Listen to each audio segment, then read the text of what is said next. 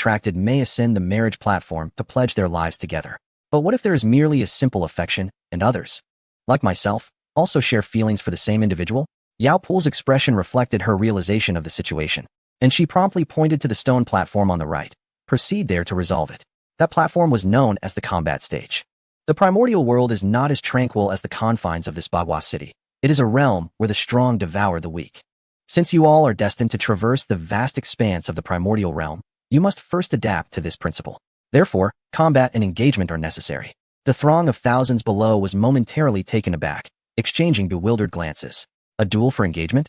They were siblings born at the same time, having grown up together and established this sacred realm of humanity. How could they bear to engage in combat against one another? I shall. A voice rang out, and in an instant, a figure appeared upon the arena. Who else could it be but Swerin? His face was flushed, a mixture of excitement and shyness evident as he boldly declared to the thousands of brothers and sisters, I have feelings for the Z clan. I wish to marry her. Is there anyone who opposes? Step forward. A cacophony erupted from the crowd. The members of the Swerin clan covered their faces, feeling utterly embarrassed to follow such a leader. Everyone was still in a state of camaraderie. The rules had yet to be clearly articulated. Why had he rushed up? After the initial shock, the crowd turned their gazes towards Z, only to find the proud leader had lost her earlier bravado. Her head bowed slightly, concealing her expression, save for her flushed ears. I wish to marry Z. Just then, another voice broke through, and in the following moment, a figure dashed toward the arena with such speed that there was no time for Yao Qi to announce the start. This figure collided with Swerin, causing the onlookers to stare in astonishment. It was none other than Shin Nong, one of the leaders of the 8 great clans. Chapter 256, Seeking the Tao, Seizing Heavenly Secrets? At that moment, a voice resonated from outside Bagua City, abruptly interrupting the atmosphere surrounding the arena. Everyone was taken aback, turning their attention to Tong Yi on the Tao platform. Tong Tian, wasn't he the 4th disciple of the Holy Father? Yes, indeed. He was the one from before, the 3rd brother of the so-called Supreme Old Thief. One of the 3 pure ones, with that fellow as an elder brother. Their fate was hardly better. It was uncertain what business he had with the Holy Father. He seemed to have visited with Master Hao Yin before, but had left shortly thereafter. Surely he must have come for something important. Otherwise, he wouldn't have thought of the Holy Father for favorable matters. So, had he been waiting outside the city all these years for the Holy Father? The crowd buzzed with speculation, momentarily disregarding the spectacle on the arena. Even Shin Nong and Swerin, who were engaged in their skirmish, paused, turning their gazes towards Tong Yi, their eyes filled with concern. Their worry was not for Tong Yi's safety, but rather for the possibility that Tong Tian's arrival might whisk the Holy Father away once more. They had only just managed to see the Holy Father. How long had it been? If he were to disappear again for years, or even decades, they would be heartbroken. At this moment, Yao Qi directed her gaze towards Tong Yi, her eyes shimmering with a hint of speculation. The 7 disciples of the Xianmen, the 5th disciple, Niwa, was the first to create humanity, establishing the demon sect and achieving sanctification. Following her was Laozi, who guided mankind and founded the human sect, nearly attaining sanctification himself. However, due to his selfishness, he encountered calamity and was unable to achieve his goal. Now, he has faded into obscurity, his whereabouts unknown. Yet, Yao Qi is acutely aware that the rumors circulating throughout the vast wilderness were undoubtedly orchestrated by Laozi. This individual, seemingly indifferent and devoid of desire, is, in truth, ruthless and self-serving, willing to forsake everything for his own sanctification. Next comes Yuan Shi, who established the Chan sect and accrued merit, ultimately achieving sanctification thanks to the legacy of the primordial heavens. However, for reasons unknown, Yuan Shi has adopted a surprisingly low profile since founding the Chan sect. Thus, the only remaining figures yet to attain sanctification are Tongtian outside the city and Jian and Jundi. What? The elder brother has yet to achieve sanctification? To Yao Qi, this is of little consequence. If her elder brother desired to attain sanctification, he could do so at any moment. Clearly, Tongtian's presence at this juncture is meant to seek guidance from the elder brother on the path to sanctification. Yao Qi harbors no disdain for him. In fact, her impression is quite favorable. In their previous encounters, he proved to be more amicable than Laozi and Yuan Shi, exhibiting reasonableness and a childlike heart. Unlike the other 2 who are insidious and malevolent. You all carry on. I shall step outside for a moment. Fear not. Father will not be departing anytime soon. Upon sensing the multitude of gazes upon him, Tong Yi offered a gentle smile, reassuring both the gathered crowd and Yao Qi. In an instant, he vanished without a trace. 10,000 miles outside the city, atop a mountain peak rich in spiritual energy, Tong Tian had already arranged tables, chairs, tea sets, and exquisite dishes, patiently awaiting Tong Yi's arrival. "Ah, have you been waiting long, junior brother?" Tong Yi's voice echoed before his figure appeared. Tong Tian's face lit up with joy as he promptly bowed to the void, saying, "Tong Tian pays his respects to elder brother. I apologize for the intrusion." As for the notion of waiting long, he dared not respond. Though he had been waiting for Tong Yi's return since bringing Hao Yin to Bagua City, what of it? He sought guidance and had no regrets about the wait. Instead, feeling grateful that his elder brother did not hold him accountable for the misdeeds of his two other brothers. "Why be so formal? We are brothers." Tong Yi, devoid of any airs, playfully scolded Tong Tian before placing a hand on his shoulder and taking a seat. He picked up a spiritual fruit from the table, casually wiped it on his robe, and began to eat, disregarding any semblance of decorum. Tong Tian was momentarily taken aback, only to be soon enveloped by a wave of emotion. In his eyes, although his senior brother was exceedingly affable towards outsiders, such warmth was not something everyone could easily approach. Instead, upon closer proximity, one would encounter a chilling distance. Yet now, witnessing such disregard for image before him, he could not help but feel that he had been regarded as kin. This realization filled Tong Tian with a sense of worth for the years he had spent waiting here. Simultaneously, an indescribable guilt surged within him.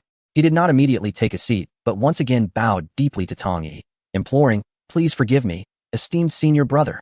"Oh, what do you mean, junior brother?" Tong Yi inquired, munching on a spiritual fruit, his expression calm and devoid of any surprise, as if he had anticipated Tong Tian's reaction all along. "Esteemed senior brother, my elder brother first imparted the Golden Core technique, bringing calamity upon humanity. Subsequently, due to a foiled conspiracy, harboring resentment, he spread rumors to tarnish your reputation. Such actions have caused me great sorrow, yet I was powerless to intervene. Please forgive me." Tong Tian articulated the reason for seeking Tong Yi's pardon, driven by disdain for his elder brother's actions. Nonetheless, regardless of their estrangement, he was still his elder brother, the foremost among the three pure ones. Even though they had severed their brotherly ties on Kunlun Mountain, the intrinsic connection of their origins could not be so easily discarded. Therefore, witnessing Tong Yi's continued kindness toward him, Tong Tian felt an overwhelming sense of shame. Moreover, Tong Tian had come with a request for his senior brother.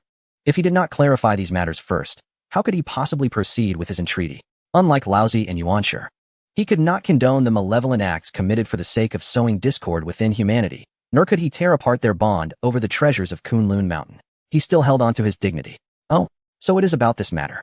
Since you were not the perpetrator, what guilt do you bear?" Tong Yi responded with a light chuckle upon hearing Tong Tian's words. As he had stated, he perceived each individual as a distinct entity. Furthermore, the three pure ones were each destined to traverse their unique paths. He was acutely aware that Tong Tian would inevitably fall victim to the machinations of Laozi and Yuanshi, leading to the demise of the entire Jiejiao and its myriad immortals. Thus, how could he possibly hold Tong Tian accountable for Laozi's despicable deeds? "Very well.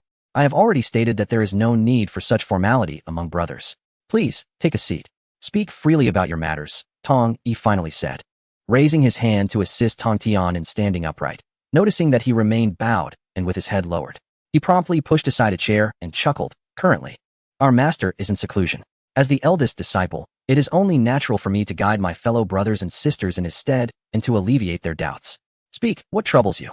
Chapter 257. A glimmer of hope for all beings. Master brother. Upon seeing Tong Yi's calm demeanor, Tong Tian felt a surge of emotion, convinced that he was not merely putting on a facade.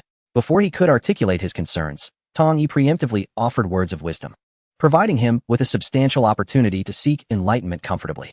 Contemplating this, Tong Tian abandoned any pretense and, with a serious expression, voiced his perplexities to Tong Yi. "Master brother, I genuinely harbor confusion within my heart, which has plagued me for quite some time. Each day, as I observe the celestial bodies shift and the fleeting passage of time, I remain unable to grasp even a fraction of understanding. In utter desperation, I have come to seek your counsel." Tong Yi nodded slightly, lifting his teacup for a sip. "Ah, this tea is quite good, though it pales in comparison to Phoenix Dankong." He then swept aside Tong Tian's tea set, clearing the table with a flick of his wrist, revealing a set of unique tea utensils and a charcoal stove. As he prepared the tea, lighting the charcoal, adding water, and placing the leaves, he gestured for Tong Tian to continue, signaling that no further preamble was necessary. Tong Tian, taken aback by his master brother's deftness in brewing tea, marveled at the disparity between his apparent divinity and the mundane act of tea-making. Was this the essence of returning to simplicity? Blinking away distractions from his mind, he finally addressed the matter at hand. "Master brother, I have come to inquire about the nature of my path. Hearing this, Tong Yi momentarily paused in his tea preparation, casting a reproachful glance at Tong Tian. I did not mean for you to ask in such a manner. Tong Tian, with a heart of innocence yet somewhat naive, continued his task. Every individual possesses their unique path, Tong Yi replied thoughtfully, and only they truly comprehend the essence of their journey. Tong Tian nodded slightly, yet remaining puzzled. He countered, but did not our sister and elder brother discover their paths under your guidance? Tong Yi gently shook his head. Not at all. Though it may appear that I am directing Nuwa and Laozi, in truth, they each possess the nascent understanding of their paths within their hearts. The act of creation and teaching is merely a manifestation of their merging of heart and principle. Sensing that Tong Tian still struggled to grasp his meaning, Tong Yi directly queried, let me ask you this. When you witnessed Nuwa creating humanity and Laozi establishing his teachings, did you ever contemplate emulating them? Tong Tian nodded without hesitation. Indeed, I have also made attempts. He silently mused, and not merely attempts.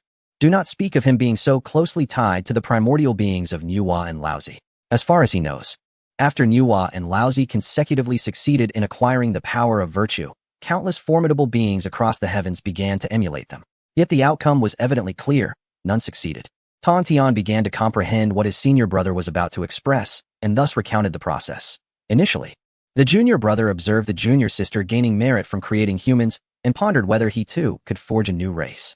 My senior brother is aware of my fondness for formations. Hence, I contemplated if I could endow each rune within the grand array with consciousness, allowing them to cultivate independently. However, I failed. Upon hearing this, Tong Yi, who had already prepared 3 cups of tea, paused slightly. To make each rune an individual? Such an imaginative notion could only originate from Tong Tian.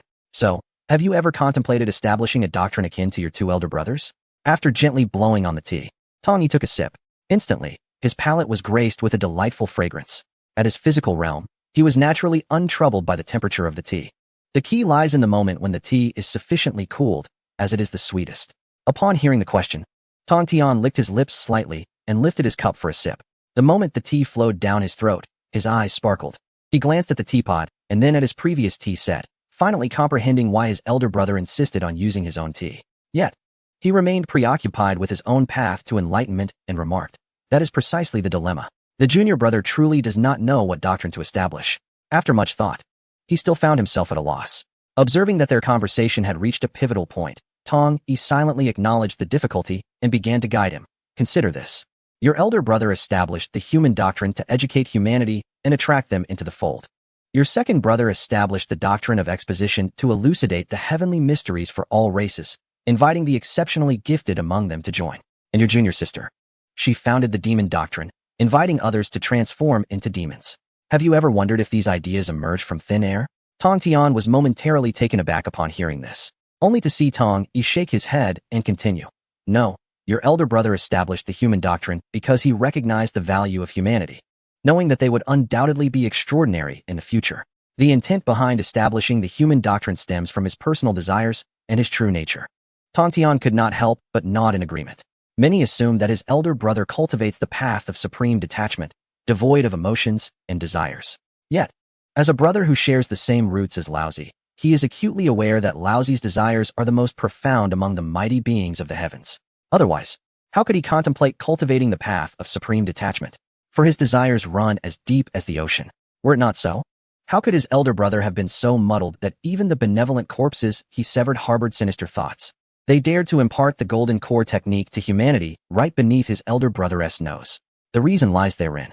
His elder brother's insatiable desires are boundless. Were it not for his cultivation of the supreme, unfeeling path, his behavior would be even more outrageous. Upon this realization, he suddenly turned his gaze towards his elder brother. His eyes filled with astonishment. The 3 purities are manifestations of Pangu's primordial spirit, representing 3 distinct philosophies. Thus, they possess an inherent understanding of each other's true nature. But how could the elder brother possess such knowledge? Was it merely a matter of perception? Tong Yi, naturally aware of Tong Tian's scrutinizing gaze, feigned ignorance. Instead, he gently waved his fan, stirring the charcoal furnace, observing the glowing embers dance in the gentle breeze. He continued, now, let us speak of your second brother. He established the way of the primordial revelation, aiming to elucidate the celestial mysteries for all beings. This is commendable. However, do you recall what he proclaimed during the founding of his teachings? Tong Tian recognized that his elder brother was subtly guiding him. Without hesitation, He lowered his head to reflect. Yet, after a thorough recollection, his brows knitted slightly. The reason was simple. He found nothing amiss. In fact, the scene of his second brother's oath appeared exceedingly sacred and majestic. To elucidate the celestial mysteries for all beings, what a grand ambition. Even though his second brother was willing to sever ties with him and the elder brother to monopolize Kunlun Mountain, Tong Tian truly could not find any fault in the oath of the primordial beginning. This posed a dilemma. The elder brother could not be aimlessly pointing fingers. The issue lay within himself. If he could discern this, he would undoubtedly understand the path he ought to pursue. In that moment, Tong Tian's entire being trembled, as if enlightened by a sudden revelation. He was simultaneously elated by the discovery of a target and soon engulfed in confusion for his inability to identify the problem. He closed his eyes and reflected once more. As one of the three purities, Tong Tian was far from dull. In fact, he was remarkably astute, with astonishing comprehension. He pondered over Tong Yi's earlier words, choosing to focus not on the minutiae of the primordial beginning's oath, but rather on the essence of his words. The oath of Laozi stemmed from his inherent greed. And what of the primordial beginning? He too harbored desires and personal ambitions. But how did he compare to Laozi? What was the essence of his heart? Following this thread, Tong Tian's thoughts began to coalesce. In no time, he arrived at a crucial insight. His second brother, the primordial beginning, was characterized by an innate arrogance. An arrogance that ran deep within his very being. Why did the primordial beginning entertain the malicious thought of monopolizing Kunlun Mountain? Because no one could constrain him any longer. Previously, with Laozi suppressing him, the primordial beginning had only yielded to Laozi. Even towards the elder brother, he bore a sense of defiance, for he was a manifestation of Pangu's primordial spirit. Little did he expect that Laozi would falter, failing to attain sanctity, and instead suffering grievous injuries, rendering him incapable of restraining the primordial beginning any longer. Indeed, it is precisely this self-assuredness that emboldens the primordial one to cast aside any pretense of civility. He believes that neither the old one nor Tong Tian can rival him, deeming them unworthy of standing alongside him upon Kunlun Mountain. Such is the essence of the primordial one. Contemplating this, Tong Tian feels a subtle surge of emotion. As the fog of confusion in his heart begins to dissipate, seemingly revealing the source of his perplexity. As he continues to ponder, he wonders where the primordial one's arrogance manifests within his oath of establishing a doctrine. Arrogance, a disdain for all beings. Suddenly, Tong Tian opens his eyes, a spark of excitement illuminating his gaze. Senior brother, I have discerned it. Oh, have you made a realization? That was rather swift. Pray, share your thoughts, Tong Yi replies, pouring tasteless tea with practiced ease while smiling at Tong Tian. Thus, it is said that the path of cultivation is timeless.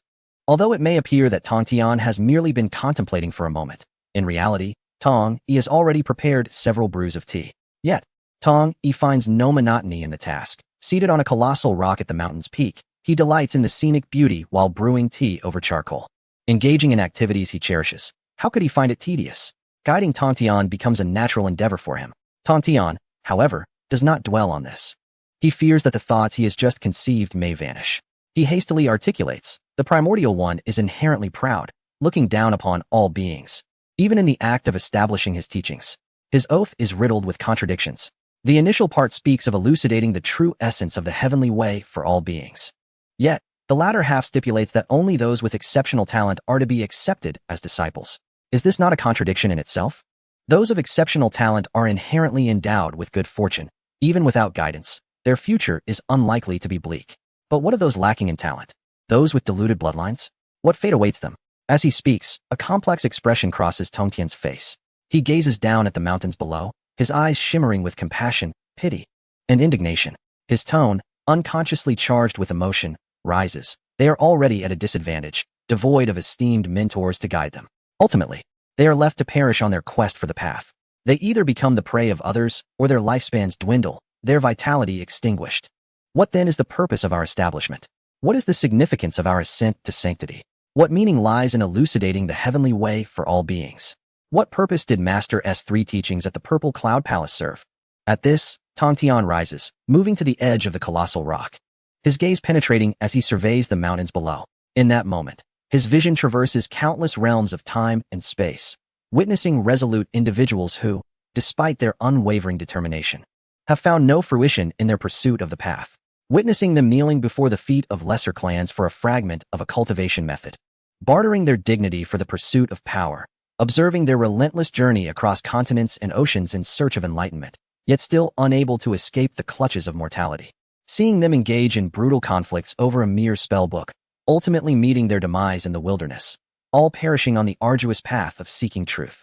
These beings, who have devoted their entire lives to the quest for understanding, in their final moments, their eyes no longer reflect the steadfast resolve of a seeker. Instead, they are filled with boundless despair and resentment, as if lamenting the injustice of this world and the oblivion of their struggles. In death, only the remnants of their bones remain, their souls transformed into aimless spirits, congregating in the blood-soaked abyss of the underworld, wailing in eternal sorrow. In this moment, all of this is laid bare before Tongtian's gaze.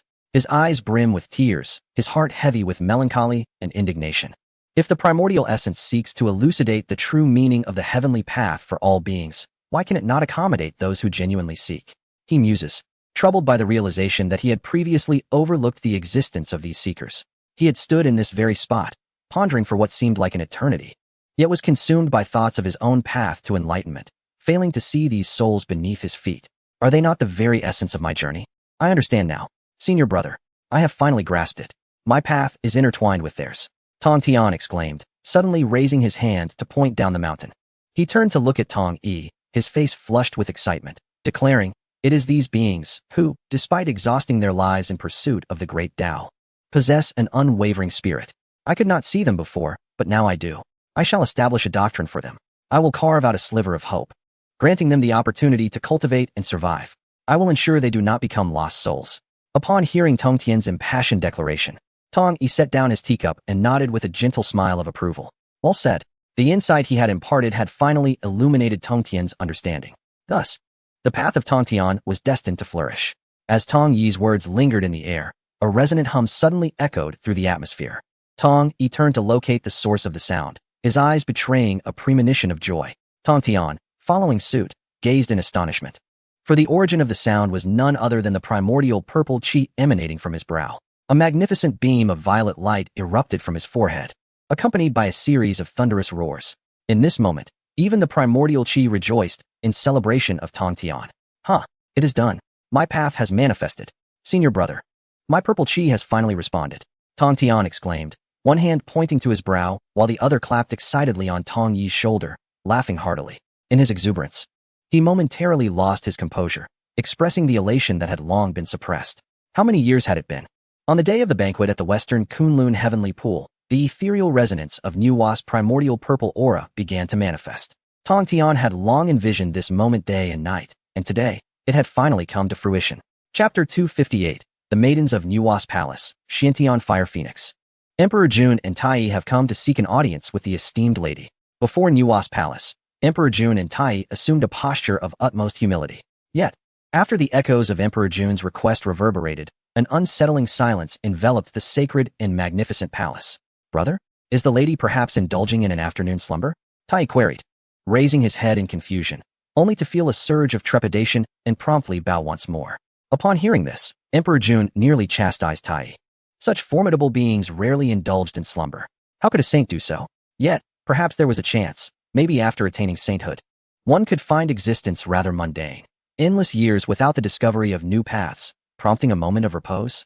After a brief interval, still no response emerged from within Nuwa's palace.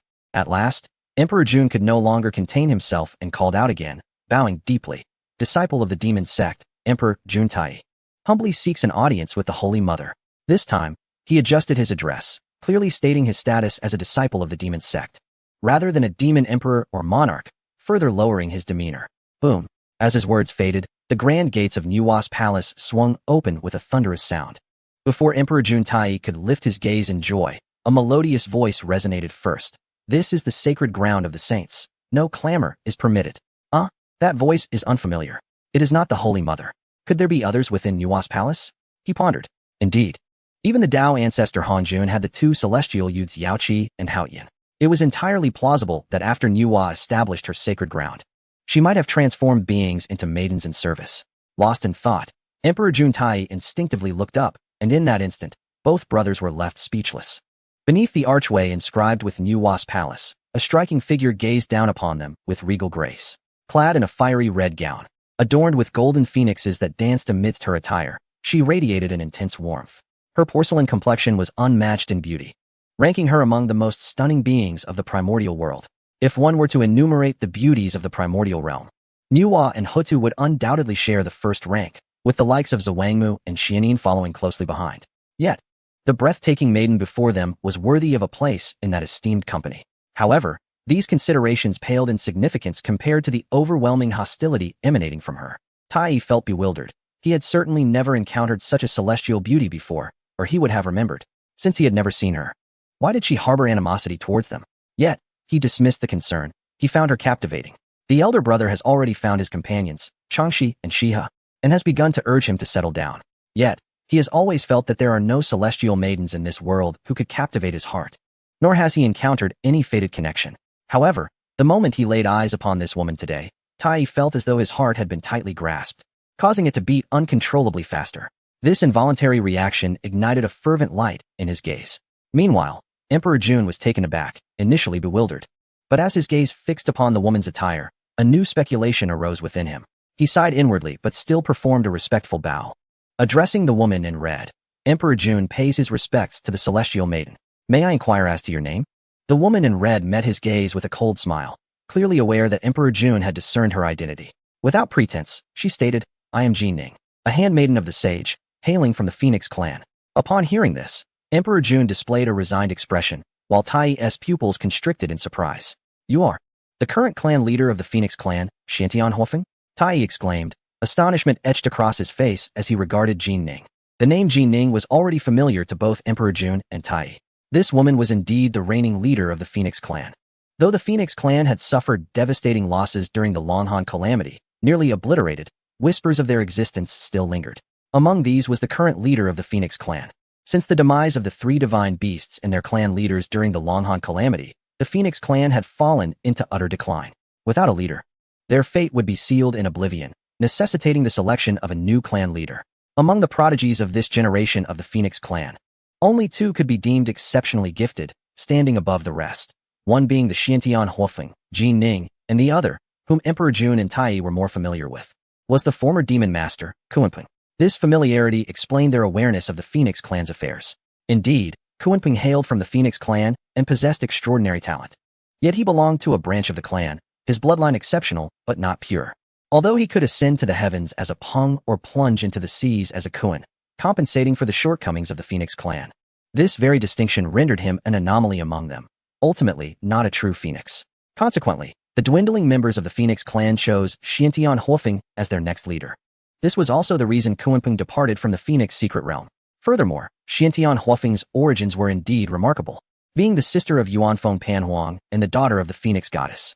This relationship may appear intricate, yet it is fundamentally simple. She is, in essence, the niece of the clan leader of the Phoenix clan. Yuanfeng and Panhuang, though seemingly two entities, are in fact yin and yang, embodying both the Phoenix and the Huang. This also elucidates why outsiders often struggle to distinguish between the Phoenix and the female Phoenix, as well as the concept of the Phoenix itself. Returning to the subject of the Xiantian Fire Phoenix, this matter is intertwined with a long-standing love triangle. In the past, Yuanxing's younger sister, the Phoenix Celestial Maiden, became the Grand Elder after Yuanxing established the Phoenix clan, overseeing its management. Possessing extraordinary talent and beauty that rivaled Yuanxing's, she naturally attracted the affection of numerous talented contemporaries, one of whom was the son of the ancestral dragon. However, the Dragon Clan and the Phoenix Clan have historically been at odds. Moreover, the Phoenix Celestial Maiden was not enamored with the ancestral dragon's son, finding him excessively proud and self-assured. Most importantly, her heart was already taken by the son of the primordial Qilin. Upon learning this, the ancestral dragon's son was filled with indignation, further fueled by the machinations of Luo Ho, who had begun to orchestrate a scheme that incited malevolent thoughts within him. He covertly conspired with demonic cultivators and devised a plan to ambush the Phoenix Celestial Maiden and the son of the primordial Qilin during their secret rendezvous.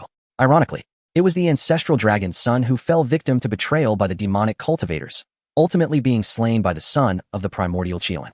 Luo Ho's intentions had always been to incite discord among the three divine beast clans. The demonic cultivators continued their pursuit of the Phoenix Celestial Maiden and the Qilin child.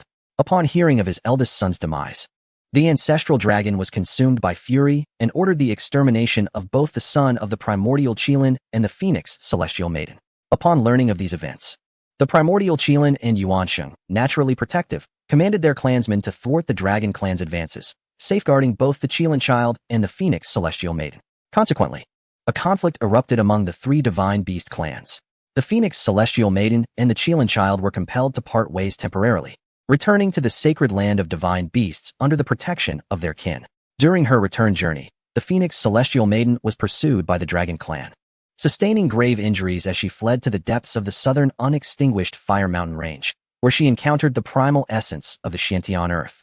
After consuming it, her wounds healed, and she also bore a phoenix egg within her, which later hatched into the Xiantian Fire Phoenix, Jin Ning, who could command the true fire of the Xiantian Earth from birth. The subsequent events became common knowledge. The three Divine Beast clans engaged in a fierce war, with the demonic sect secretly instigating and exacerbating their enmity, leading to escalating conflicts not only between the Qilin and Phoenix clans against the Dragon Clan, but also among all three clans. In the end, Luoho emerged, resulting in the fall of the leaders of the three clans and the complete retreat of the Divine Beast clans. This information represents the entirety of the understanding held by Emperor Jun and Tai Yi regarding the Phoenix clan. Some insights were gleaned from Kunpeng, while others were derived later from the powerful entities of the 3000 Avian clan after the establishment of the demon race. In truth, the information was not limited to the Phoenix clan. Emperor Jun and Tai Yi also diligently sought knowledge regarding the Qilin and Dragon clans, as the demon race they founded was built upon the remnants of the three Divine Beast clans. The 10 great demon lords were, after all, the former vassal races of the three Divine Beast clans, necessitating a thorough comprehension of the events that transpired. Undeniably, however, their exploration into the information regarding the Phoenix clan was quite vigorous. After all, among the 10 great demon leaders, the avian race constituted the majority. Moreover, the two brothers, in essence, were also part of the avian lineage, albeit born later. Thus, even the rather reckless and impetuous Tai, upon hearing the name Jin Ning, immediately discerned her identity and origins. While he was taken aback, a sense of desolation began to stir within him. He never anticipated that his first encounter with the opposite sex would turn out to be with an enemy. How could he pursue her now? It was indeed a tragic predicament. Yes, an enemy. Although the Phoenix clan had fallen from grace, losing its prestige among the 3000 avian races, the fact remained that as long as a single phoenix still thrived, it was regarded as the royal lineage of the avian race. However, that was in the past. After Emperor Juntai established the demon race, his ruthless and brutal methods led to a mass betrayal among the avian clan as they joined the demon race. Consequently, the already diminished status of the Phoenix clan plummeted even further. If they were not enemies, what could they possibly be? Indeed, after hearing Tai's words, Jin Ning let out a cold laugh, her captivating gaze directed at Emperor Juntai, ignited with fierce flames. With a chilling smile gracing her lips, she remarked frostily, "I never imagined that the decisive demon emperor would remember such an insignificant girl. It truly honors me." An enemy? Indeed. In Jin Ning's eyes, Emperor Juntai was unequivocally an adversary. As the leader of the Phoenix clan, what brought her here? It was none other than the coercion of Emperor Juntai. With the emergence of the demon race, the powerful clans among the myriad beings had all fallen prey to Emperor Juntai's covetous gaze. The avian clan bore the brunt of this affliction. Naturally, when they faced Emperor Juntai's oppressive tactics, they sought assistance from the Phoenix clan. However, the opinions among the Phoenix clan members were divided. Some were filled with indignation, believing they should intervene and ideally eliminate Emperor Juntai, demonstrating to all the myriad beings that even in their decline, the Phoenix clan should not be bullied. They wanted the 3000 avian races to recognize that the Phoenix clan still reigned as their sovereign. Conversely, others held opposing views, arguing that the demon race was established by the Saint Nuwa. Even before the great calamity of Longhan, no saints had emerged in this world. It was feared that even the old clan leader, Yuan Feng, would not dare confront a saint, let alone the now diminished Phoenix clan, with their old leader having perished. Under no circumstances should they engage in a direct confrontation with the demon race. The Phoenix clan could no longer withstand any further turmoil. They should remain in hiding, awaiting the emergence of new talents within their ranks, waiting for their kin to grow stronger, and waiting for the right opportunity amidst the differing perspectives held by their clan members. As the newly appointed leader of the Phoenix clan, Xiantian Huofeng felt an unprecedented weight of responsibility upon her shoulders. She was acutely aware that any decision she made could potentially lead her clan to the brink of extinction. As a rising figure lacking any notable achievements, she comprehended her position as leader was solely attributed to her lineage. Thus, she was internally inclined towards war, for only through conflict could she validate her authority. Yet, she also understood the grim possibility of defeat. Even if she were to unveil all the Phoenix clan's hidden strengths and successfully vanquish Diju and Tai, she risked incurring the wrath of the Saint Nuwa. The repercussions for the Phoenix clan would be dire. She harbored no desire for the legacy founded by her mother and the former clan leader to perish under her stewardship. However, as the leader, she was compelled to make a decision and take action for the sake of her clan. After much contemplation and inner turmoil, Xiantian Huofeng made a shocking decision that reverberated throughout the Phoenix clan. She would submit to the Saint Nuwa and become her steed. Upon hearing this pronouncement, all the members of the Phoenix clan were left in utter disbelief, followed by overwhelming opposition. They perceived that, despite the clan's diminished glory, they remained divine beasts. Once the pinnacle of the primordial world, commanding a third of all beings. How could their leader propose to become a mere mount for a saint? This was an immense humiliation for the Phoenix clan. However, when Xiantian Huofeng inquired if there were any viable alternatives to her course of action, silence enveloped the assembly. It was evident, if they could not prevail in battle, they must join forces. They understood the rationale behind aligning with Nuwa rather than opposing her. Yet, they found it hard to accept. Nevertheless, Xiantian Huofeng remained resolute. In her view, the saint lacked nothing, but if a phoenix, once a revered divine beast, voluntarily became her steed, even a saint might be swayed by such a gesture. Ultimately, she defied the collective dissent and departed from the Phoenix clan, calling out to Nuwa from beyond the 33 heavens. Indeed, upon witnessing Xiantian Huofeng's earnest submission, Nuwa consented without hesitation. This was the very reason why Jin Ning found herself in the palace of the goddess Nuwa at that moment. Even though the palace was resplendent with treasures and Nuwa was exceedingly generous, she imposed no restrictions upon her. Even though Nuwa's cultivation was imbued with profound principles that greatly benefited her, ultimately, it was her becoming a mount for Dijuan Tai. Thus, upon witnessing the arrival of the two brothers, her heart brimmed with disdain. She even deliberately delayed her appearance, but this was the extent of her retaliation. Shall we keep the goddess waiting? Jin Ning remarked before turning and soaring directly into the Taoist temple. Chapter 259, The Suffering of All Beings. The Compassion of the Saint of the Intercepting Teachings Brother? Observing Jin Ning's retreating figure into the grand hall, Tai turned to Dijuan, his face a canvas of inquiry. After traversing through layers of chaos to reach the palace of the goddess, they were met with adversaries, no less, the mount of a saint. Their elevated status did not permit them to regard the mount with disdain simply due to its role.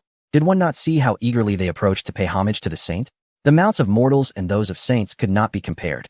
Furthermore, it was not merely that Nuwa had resided in the palace since achieving her sanctity, but that she had never truly ridden the Xiantian Fire Phoenix. The bond between her and that entity was undoubtedly extraordinary, perhaps even surpassing that of the two brothers. Yet, it turned out to be a foe, leaving Tai in profound contemplation about Nuwa's intentions. She must be aware that the Xiantian Fire Phoenix was their enemy, yet she still accepted it. Was this not a deliberate ploy against them? Silence. Speak less and follow me in, Dijuan sternly instructed Tai, before trailing closely behind Jin Ning into the hall. Though he appeared composed, his somewhat disordered steps betrayed the turmoil within. Clearly, what Tai perceived, he did too, but he grasped even more of what lay beyond Tai's sight. What was Nuwa's underlying motive? Did she wish to prevent their dominance within the demon sect, or was she entirely indifferent to such matters, acting according to her whims?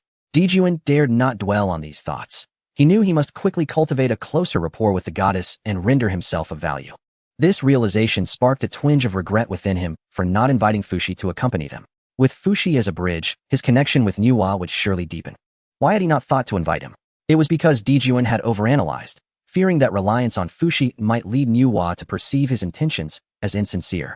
Yet, he had never anticipated that the Xiantian Fire Phoenix would become Nuwa's mount. The Taoist temple was vast. In a gesture of respect, Emperor Jun chose not to fly, opting instead to walk, closely trailing behind Jin Ning with unwavering speed. The three of them navigated through numerous grand doors and gardens, ultimately arriving at a magnificent hall. The hall was vast and lofty, and at its center, on a high platform, lay a jade couch, where a graceful figure reclined. Emperor Jun, Tai, pay your respects to the Holy Mother. Both Emperor Jun and Tai cast a fleeting glance before hastily bowing their heads in unison, exclaiming, "Ha! It has come to fruition. At last, I behold my Tao." In the eastern continent of the primordial realm, the primordial purple energy finally exhibited a reaction. Tong Tian was elated, akin to a child. In his excitement, he waved his right hand, summoning the primordial purple energy from his brow and cradling it delicately in his palm. Buzz. As the primordial purple energy emerged, its humming intensified, seemingly urging Tong Tian to hastily establish his teachings and attain sanctity, as if it yearned to merge with him. Good. I understand your urgency. But hold your horses for a moment. Allow me to gather my thoughts and calm my mind. Tong Tian spoke softly to the primordial purple energy in his palm, as though conversing with a beloved partner. Afterward, he nodded slightly at Tong Yi, then closed his eyes. In that instant, his excited countenance returned to normal, and his restless aura settled into tranquility, resembling a celestial sword resheathing itself. Clang! Suddenly, Tong Tian opened his eyes, and his presence surged forth like an unsheathed celestial sword, resonating with a sound akin to that of a blade. In the next moment, he soared towards the heavens, akin to a divine sword piercing through the clouds. The heavenly Tao is above. I am Tong Tian of the Three Pure Ones, transformed from the primordial spirit of Pangu. I am inspired to establish a new teaching. Tong Tian's gaze pierced the sky, seemingly locking eyes with the intangible yet omnipresent heavenly Tao. His solemn voice reverberated throughout the cosmos. Bang! Before the echoes could dissipate, a thunderous roar erupted from the heavens, its sound immense, as if descending from the ninth sky, instantly reverberating across the entire eastern continent. The sound waves continued to oscillate, transmitting throughout the primordial heavens. The heavenly Tao is above. Such a familiar voice. As the thunder resonated across the heavens, it appeared to be reminiscent of the last occurrence. Could it be? Could another attain sanctity? How uncanny. Ever since the third lecture at the Purple Cloud, achieving sanctity has become as easy as pie. Heh, easy. Just take a look at who is attaining sanctity. Alas, such is fate. I have already foreseen who shall achieve it. As the familiar thunder echoed, beings across the primordial heavens raised their heads, engaging in discussions. This was certainly not the first time. The first was Hongjun Daozu, the second was Nuwa, and the third was Yuan Shi. All beings are now acutely aware. This resounding thunderclap is no mere phenomenon. It is the prelude to the heavenly decree announced to all sentient beings. It seems that another great power is poised to achieve the perfection of virtue and attain sainthood. While many cultivators remain puzzled as to who it might be, a select few among the powerful have already discerned the identity of the next to attain holiness. Indeed, in the next moment, a voice that pierced the heavens followed the thunder, resonating throughout the cosmos. I am Tong Tian, transformed from the primordial spirit of Pangu. Today, moved by the struggles of sentient beings in their arduous cultivation, the futility of seeking the Tao, and the sorrow of those nearing the end of their lifespans, I established the Jiejiao to impart teachings to all. The essence of my mission is to seize a thread of life for all beings. I shall select a place to establish a temple, where all aspiring practitioners may enter the Jiejiao, regardless of their lineage, heritage, or race. The solemn vow of Tong Tian reverberated throughout the heavens and the earth, echoing from the farthest reaches of the 5 continents to the 33 heavens, ensuring that every living soul could hear it distinctly. Boom! Just as Tong Tian's voice continued to resonate, a new celestial phenomenon emerged on the horizon. Countless golden rays appeared from the eastern skies, their brilliance illuminating the entirety of the primordial expanse in an instant. All beings instinctively turned their gaze towards the spectacle. In the next moment, they beheld an endless expanse of golden clouds of merit floating in the eastern sky. A profound silence enveloped the entire primordial realm, only to be followed by an explosive surge of fervor. Did I hear correctly? A saint has thought of us. One of the 3 pure ones? Transformed from the primordial spirit of the great Pangu, to seize a thread of life for all beings? The Jiejiao? Open to all sentient beings? This is a stark contrast to the previous Chan teaching. This time, I too may enter the Jiejiao temple and listen to the saint's teachings? Oh, how I have sought the Tao for eons without success, and now, as my lifespan wanes, a great power remembers me. This is indeed a blessing for the primordial realm, a boon for all races and beings. We express our deepest gratitude to the saint. We kneel in thanks for the saint's compassion. I shall surely enter the Jiejiao. Where is the temple of the Jiejiao? I must go? At this moment, beings from myriad races erupted in cries of joy and gratitude. Even countless weaker souls trembled with excitement, kneeling upon the ground in fervent reverence toward the heavens. This scene unfolded in every corner of the primordial land and the myriad small worlds. The beings of the primordial realm number in the countless millions, utterly beyond reckoning. Yet, those who can ascend to greatness and attend the Zixiao Palace number merely in the thousands. Among the billions, even a single great power is a rare occurrence. The underlying reason for this is that the world is no longer in its primordial state. The great calamities have already occurred twice, and the majority of beings lack lineage, let alone the protection of ancestors. Naturally, there exists no cultivation technique or resources. All matters pertaining to cultivation remain shrouded in obscurity, leaving them to navigate a wilderness of uncertainty, relying solely on instinct to absorb spiritual energy. Thus, in comparison to previous instances of saints achieving merit and attaining sanctity, This occasion has elicited a notably profound response from the myriad races, even surpassing the excitement that accompanied the ascension of Hongjun Daozu. To speak frankly, in prior instances, regardless of who became a saint, established a doctrine, or acquired merit, it bore no consequence to them, providing them with no assistance whatsoever. However, this time, the teachings of the Jiejiao established by Tongtian resonate deeply with their interests. They are no longer condemned to the fruitless pursuit of enlightenment, nor do they need to become vassals of certain powers or races for the sake of incomplete cultivation texts. Little did they expect that before they could even pledge allegiance to the Chan sect, another Jiao would arise. The world has gained yet another saint. Can any being now join the Jiejiao? Would that not imply that even the most despicable creatures could become disciples of the mysterious sect? Alas, one wonders what thoughts occupy the mind of that saint. I must say, do you still have the leisure to concern yourselves with others? How long have we been waiting at the foot of this mountain? How much longer must we endure the saint's absence? If you lack patience, you may leave. Just in time to join the Jiejiao at the foot of Kunlun Mountain. At this moment, a cacophony of discussions erupted. Dozens of figures stood here, gazing toward the eastern continent.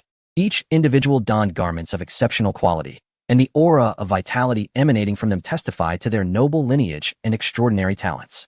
Even among their maternal clans, they were paragons of brilliance. Their purpose for coming to Kunlun Mountain was self-evident, to join the Chan sect. When the vows of the primordial supreme being resonated throughout the vast wilderness, the ancestors of their clans emerged from seclusion, commanding these gifted individuals to seek entry into the Chan sect by any means necessary. Yet their frustration grew, for they had already been at Kunlun Mountain for quite some time, waiting and pleading. Despite their persistence, there had been no response from the summit. It was as if the Chan sect's leader, the primordial saint, had entered seclusion immediately after his ascension. Initially, they believed the primordial saint was testing their patience. After all, one merely had to look up to see the palace atop Kunlun Mountain. Thus, they suppressed their thoughts, refraining from approaching prematurely, and continued to await the saint's summons. However, as time passed, even with Tongtian about to establish his Jiao, the primordial saint had yet to reveal himself. This began to stir their impatience, and some among them even contemplated whether to try their luck with the Jiejiao. After all, the lifespan of a saint is boundless. Who knows when the primordial saint might finally appear? However, they were not the same. As they engaged in fervent discussion, a brilliant golden light suddenly erupted from the summit of Kunlun. Before anyone could react, a voice, imbued with authority, resonated in their ears. Those who ascend the celestial ladder to reach the peak of Kunlun shall be granted entry into the way of the primordial teachings. At the moment the voice echoed, an image materialized in the minds of all present. Though the figure's visage remained obscured, its towering presence radiated an overwhelming pressure akin to that of the heavenly Tao, instilling both awe and a profound sense of insignificance in those who beheld it. In an instant, everyone was filled with exhilaration, realizing that this figure was none other than the long-awaited primordial saint. The thought struck them, and they immediately knelt, exclaiming, "We pay homage to the saint." Yet, no response came from the revered one. Prostrate on the ground, they felt a dazzling golden light enveloping them. As they gazed upwards, they were left in a stupor. Before them was a staircase of gold, resembling a celestial ladder, descending through layers of cloud and mist from the peak of Kunlun. At the other end of the ladder stood the magnificent palace, the Palace of Jade Void. A ladder? Is this the celestial ladder spoken of by the saint? Gulp. This ladder seems to possess the essence of a magical artifact, perhaps even a primordial treasure. It is said that the saints of the primordial teachings are masters of artifact refinement. Surely, this is crafted by the saint's own hand. To ascend this ladder is to become a disciple of the primordial teachings? What are we waiting for? Let us ascend. I shall be the elder brother. Charge. The crowd at the foot of the mountain was ablaze with excitement, faces flushed with zeal. To them, it was merely a staircase. A mere ascent to the summit of Kunlun. What difficulty could there be? To join the primordial teachings, they would not hesitate, even if it meant climbing the staircase of the heavens. With a sudden surge of determination, they unleashed their full potential. Those who practiced physical cultivation radiated with vital energy, while those who focused on the spiritual essence were enveloped in celestial power. They resembled wild stallions breaking free, transforming into radiant streams of light as they surged toward the celestial ladder. At the pinnacle of Kunlun, a colossal beast, the Chilan Cliff, stood sentinel. On the head of this beast, the primordial saint stood before the Palace of Jade Void, gazing down at the throng who had just ascended the ladder. His indifferent gaze shimmered with clarity as he assessed the talents and roots of these individuals. Among them, he lingered on 12 figures for a moment longer. Having already formed an impression in his mind, he then averted his gaze, turning towards the eastern continent. Ah, the way of interception? How clever to seize a fleeting opportunity. Alas, my third brother, you remain so naive. Without bloodline or rooted foundations, any race may enter? Is it not the case that in the end, one gathers only those who are frivolous and unworthy? Yuan Shi muttered softly to himself, his tone imbued with disdain and pride. Chapter 260. The disciples of the Thunder Sound ancient temple feel stirred, yearning to join the teachings of the Intercept. How fortuitous. The day you establish the Intercept and recruit disciples will be the moment I make my way there. At that time, you shall witness what it truly means to be a disciple of the 3 generations of the mystical sect. Yuan Shi cast a scornful glance towards the eastern continent, murmuring in a tone suffused with supreme arrogance and contempt. In his eyes, Tong Tian remained as foolish as ever, utterly lacking in wisdom. While founding a sect for the sake of merit and sanctification is not inherently wrong, what follows after the establishment? Is it merely sufficient to haphazardly create a sect and accept a horde of unsightly disciples, thereby establishing a weak and ineffectual temple? Certainly not. After attaining sainthood, he has come to grasp the true benefits of founding a sect. As the leader, the fortunes of the entire sect converge upon him, aiding his cultivation. Even after achieving the status of a heavenly Dao saint, this remains immensely advantageous. Are heavenly Dao saints truly powerful? It is merely the beginning. Otherwise, why would their master continue to seclude himself for further cultivation? Thus, in Yuan Shi's view, after establishing a sect, recruiting the most gifted disciples from the myriad beings of the primordial world is the most prudent choice. As these disciples grow in strength, their fortunes will likewise flourish. Ultimately, the fortunes of the Chan sect will swell and prosper. When that time comes, will he not be the greatest beneficiary? This embodies the true significance of founding a sect. Yet, his third brother Tong Tian appears so naive and foolish, indiscriminately gathering beings of various bloodlines and roots. This nearly provoked a chuckle from Yuan Shi. In contrast, he found his sister Nua's approach to be remarkably prescient. Not only did she establish a sect, but she also founded a clan. The demon race comprises all disciples of the demon teachings, yet not all disciples of the demon teachings belong to the demon race. Thus, with a dual approach, their fortunes become unstoppable. Presently, the demon race has triumphed over the celestial court, claiming dominion over the heavenly realm. In terms of future fortunes, it is likely that even his Chan sect will pale in comparison. Yuan Shi felt a pang of helplessness in this regard. As the saying goes, a single misstep leads to a series of missteps. Had he achieved sainthood earlier, he might have devised a way to establish a clan. Yet, he ultimately lagged behind Nuwa. By the time he attained sainthood, the demon race had already flourished, and the primordial earth was also home to the witch clan. Clearly, it was no longer possible to gather a new clan.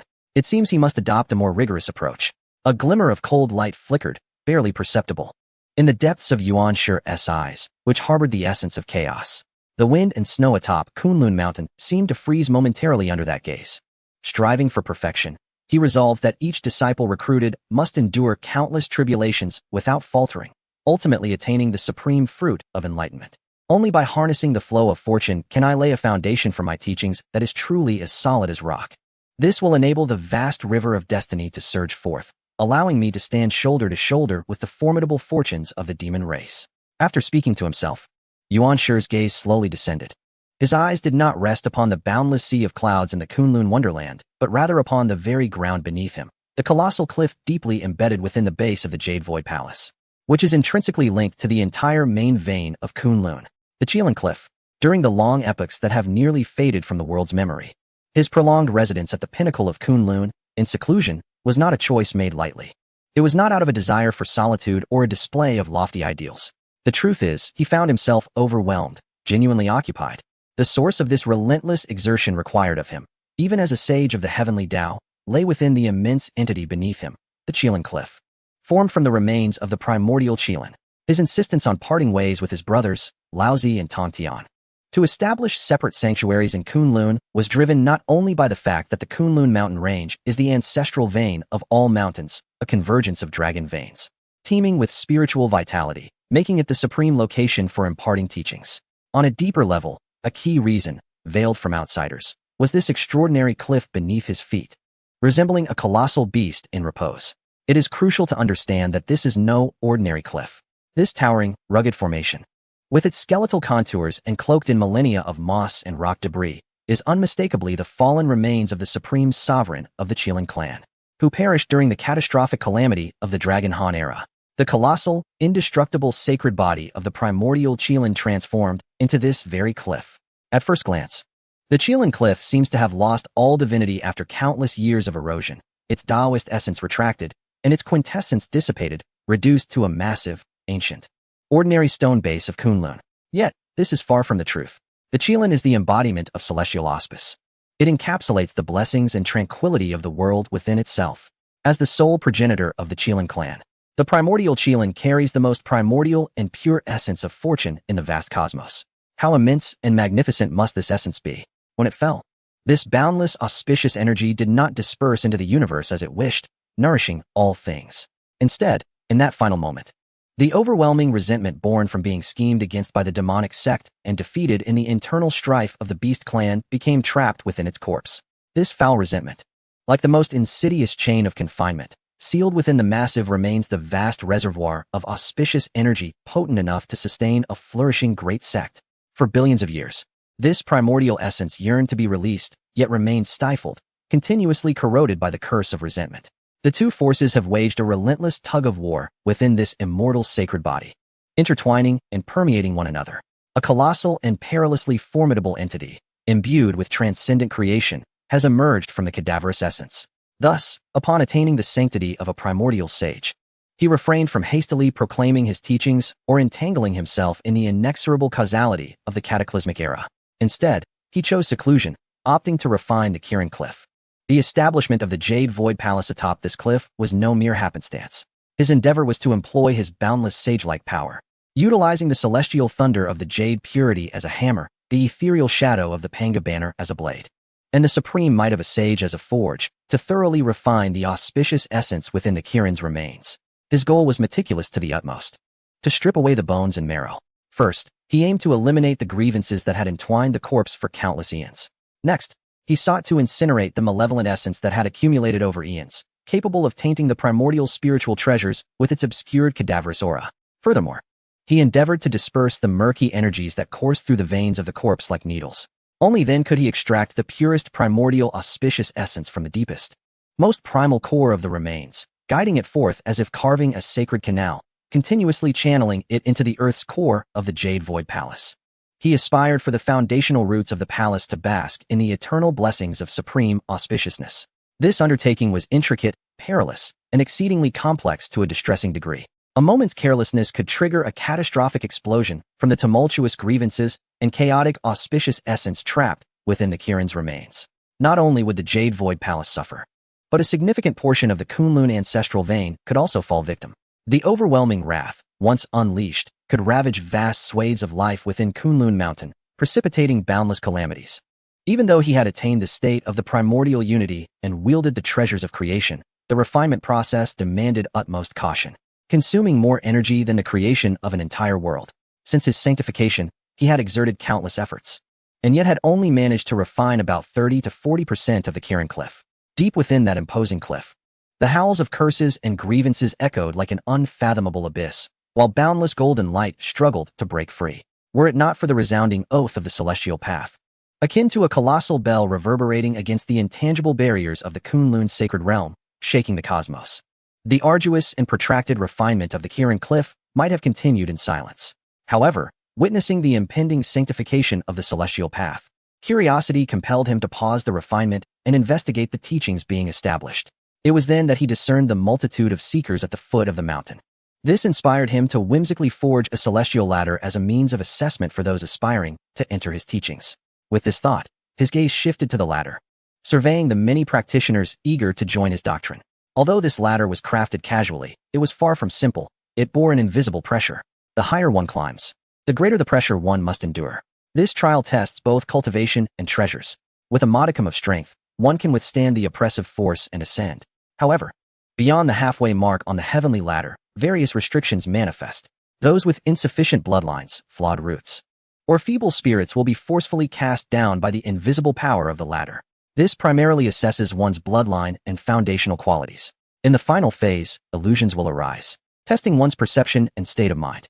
Thus, what appears to be a straightforward ladder conceals myriad challenges. Only by reaching the summit can one gain the attention of the Primordial One. At this moment, the Primordial One gazes upon the figure who has ascended to the highest point of the ladder. This individual, outwardly resembling an elderly man with distinctly large features and a prominent forehead, wields a staff and carries a celestial peach. The Primordial One sees through this facade. Despite the apparent age, This person possesses a wealth of vitality and numerous capabilities. With treasures, formations, and spells at their disposal, their bloodline and roots are commendable. It is possible that they may become the third-generation disciple of the Chan sect in the future. As the primordial one observes, they estimate the time required for others to reach the peak and decides to continue in seclusion to refine the Kirin Cliff. Suddenly, a figure flies in from the distance. Before even touching the ground, a voice filled with reverence resonates throughout Kunlun's summit. At the same time, the vow of establishing the Chan sect continues to influence the heavens. In the Western Paradise, Mount Sumeru has completely returned to its original form. The ancient Thunder Sound Temple still stands at the highest point, radiating even more brilliance amidst the encirclement of golden mountains and seas, showcasing its divine light. It is as if everything that transpired due to the Yaoqi had never occurred. Mount Sumeru remains the sacred land of the Western world. At this moment, the vow of establishing the Chan sect echoes across the sky, reverberating throughout the golden mountains and seas. In this instant, all disciples of Jane and Zhuanti are left stunned, gazing vacantly at the horizon. Once the voice of the primordial one fades, the entire Mount Sumeru remains shrouded in silence. After a few breaths, exclamations erupt from various locations on Mount Sumeru. Any sentient being can join the Chan sect? The Three Pure Ones? Is that the voice of the Fourth Master? Is he also on the path to sainthood? How benevolent is the Fourth Master, allowing us lowly practitioners from the primordial heavens to witness this? Our masters are truly remarkable, each achieving sanctity. When will our own master attain sainthood? Indeed, if both of our masters also become saints, will we not directly become disciples of the new sect? The teachings of the demon cult, the human cult, the exposition cult, and the severing cult evoke thoughts of what names might be adopted should the two esteemed masters establish their own sections. The mere contemplation sends a thrill through me. Silence. Are you seeking death? Once one enters the Master's domain, they remain a disciple for life. Such frivolous musings are utterly inappropriate. Even if it were the Fourth Master Uncle, it remains unacceptable. At this moment, all disciples of the ancient monastery displayed expressions of astonishment, envy, and yearning, engaging in ceaseless discussions. They had not anticipated that the principles established by Tantian would directly pertain to their own lives. Indeed, why did they choose to enter the Thunder Sound Monastery? It was because the entirety of the West was deemed the dominion of the guiding figures, who viewed it as theirs to command. Other local powers had long been driven out by the guiding figures before their influence could expand. Only a handful of solitary practitioners, indifferent to worldly affairs, remained. Furthermore, the Western lands had suffered great calamities, resulting in sparse spiritual energy and scarce resources. No other powerful beings were willing to venture there voluntarily. Thus, the entire Western realm was ensnared by the guiding figures. These lowly beings, devoid of roots, cultivation methods, and resources, found themselves compelled to submit entirely to the guiding figures and enter the Thunder Sound Monastery to survive. Upon hearing Tang Tian's declaration of establishing a sect, they were undeniably moved, even profoundly so. Had Tang Tian established his teachings earlier, they would undoubtedly have chosen not to join the Thunder Sound Monastery. This holy land in the West, resplendent and sacred in appearance, resonated with celestial sounds and blazed with holy light. Yet, upon entry, they discovered it to be a place where the strong prey upon the weak. Countless brothers and sisters who had joined around the same time lay buried beneath mountains of gold. Regret for their decision had long since set in. But what use was regret? What use was envy? After the initial shock, they came to a stark realization. Having joined the ancient monastery, they could never leave. Nevertheless, in this moment, they found a deep-seated admiration and respect for Tang Tian, for it was the first time they witnessed a supreme being acknowledging their existence. Yet another, one after another. The exposition cult elucidates the heavenly path for all beings, while the severing cult offers a sliver of hope. Why could they all conceive of this? Why have we, the two of us, been unable to find our own path? Within the inner hall of the Thunder Sound Monastery, upon hearing Tang Tian's declaration, the guiding figure remained seated in contemplation, brows furrowed and eyes cast downward. Beside him, the other figure could no longer remain still. He arose and called out repeatedly. Just as he had articulated, the guiding figure felt both urgency and anxiety. Among their fellow disciples in the mystical sect, those ahead had successively achieved sainthood, while they remained in a state of fruitless pondering. The primordial purple energy bestowed by their master felt as lifeless as a stone, shrouded in silence. This has utterly disrupted his state of mind, cultivated over countless years. Chapter 261. The Fury of the Underworld River. What exactly does the Earth Mother intend? Junior brother, remain calm. Witnessing the current loss of composure of Zhuanti, whose mind is in turmoil, Jane finally awakens from his contemplation and softly sighs. Senior brother, how can I possibly remain at ease? Observing that within the profound sect, We are the only two whose virtues are yet unfulfilled. A single misstep leads to a cascade of missteps. If this continues, the exclusive Western realm that belongs to us may soon be invaded by other forces. Just like the celestial court. Without achieving sanctity, we are ultimately akin to mere insects. Xuanti's helpless voice reverberates throughout the inner sanctum. Jane's eyes darken. How could he not comprehend a truth that even Xuanti understands?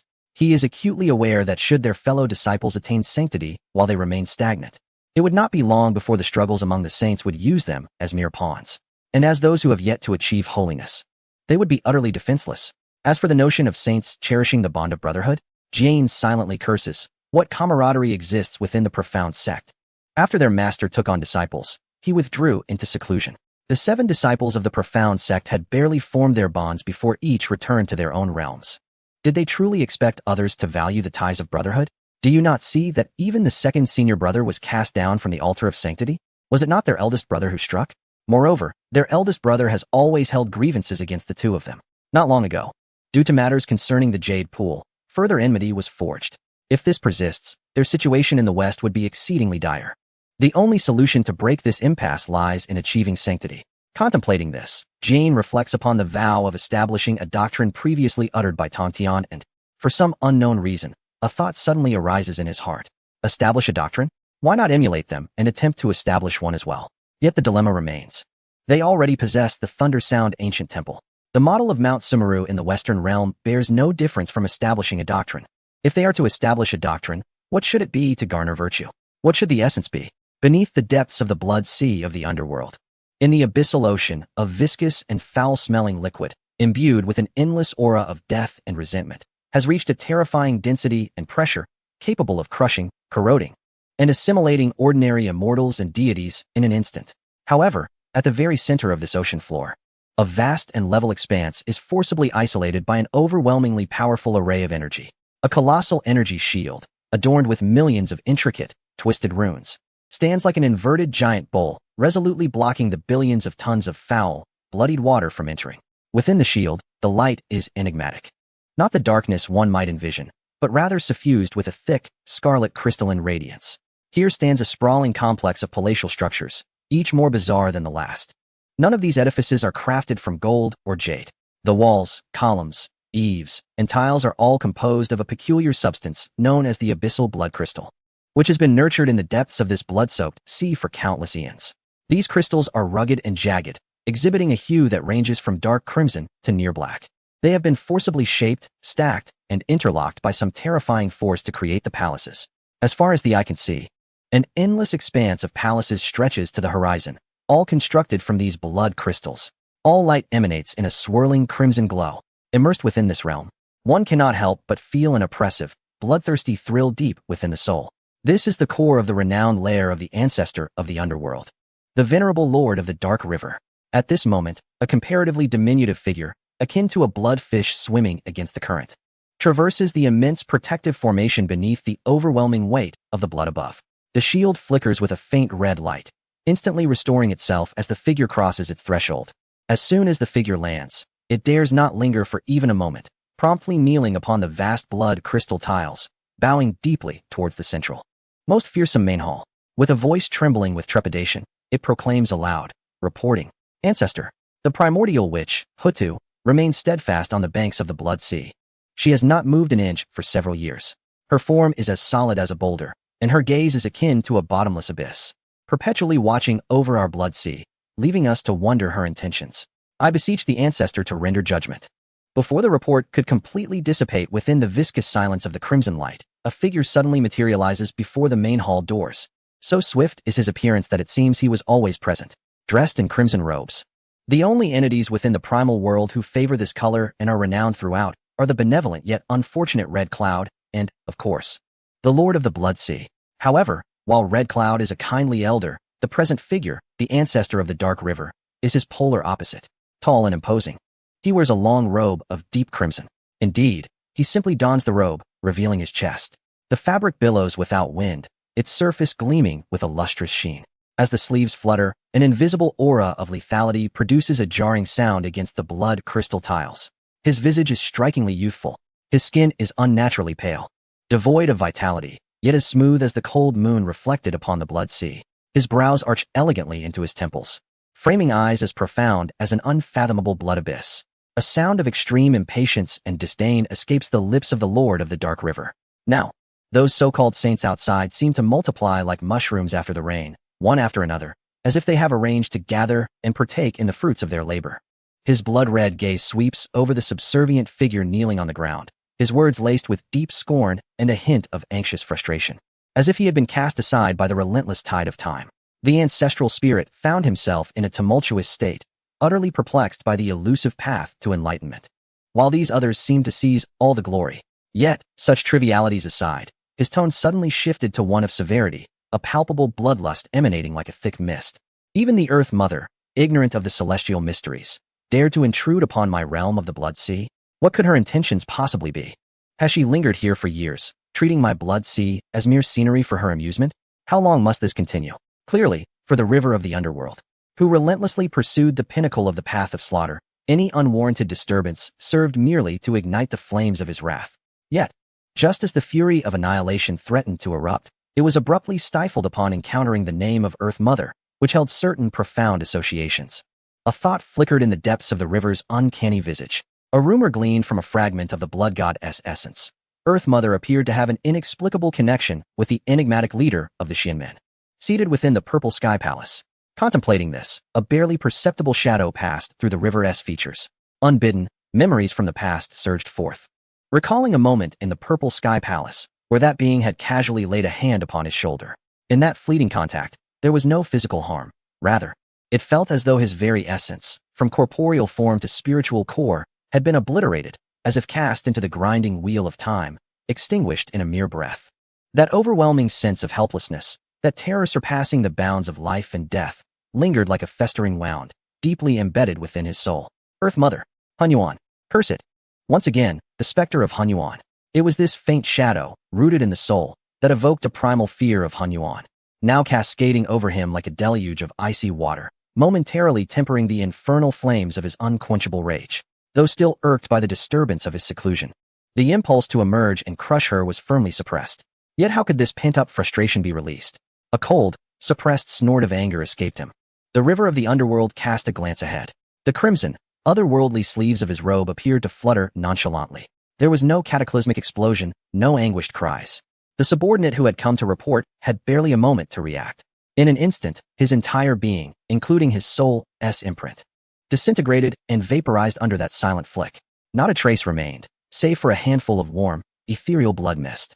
This mist did not scatter, rather, it was drawn downward, as if ensnared by an invisible force rooted deep within the blood crystal. It gently descended, precisely landing upon the blood crystal tiles where he had previously knelt. Upon contact, the massive blood crystals responded, akin to parched earth meeting life-giving rain.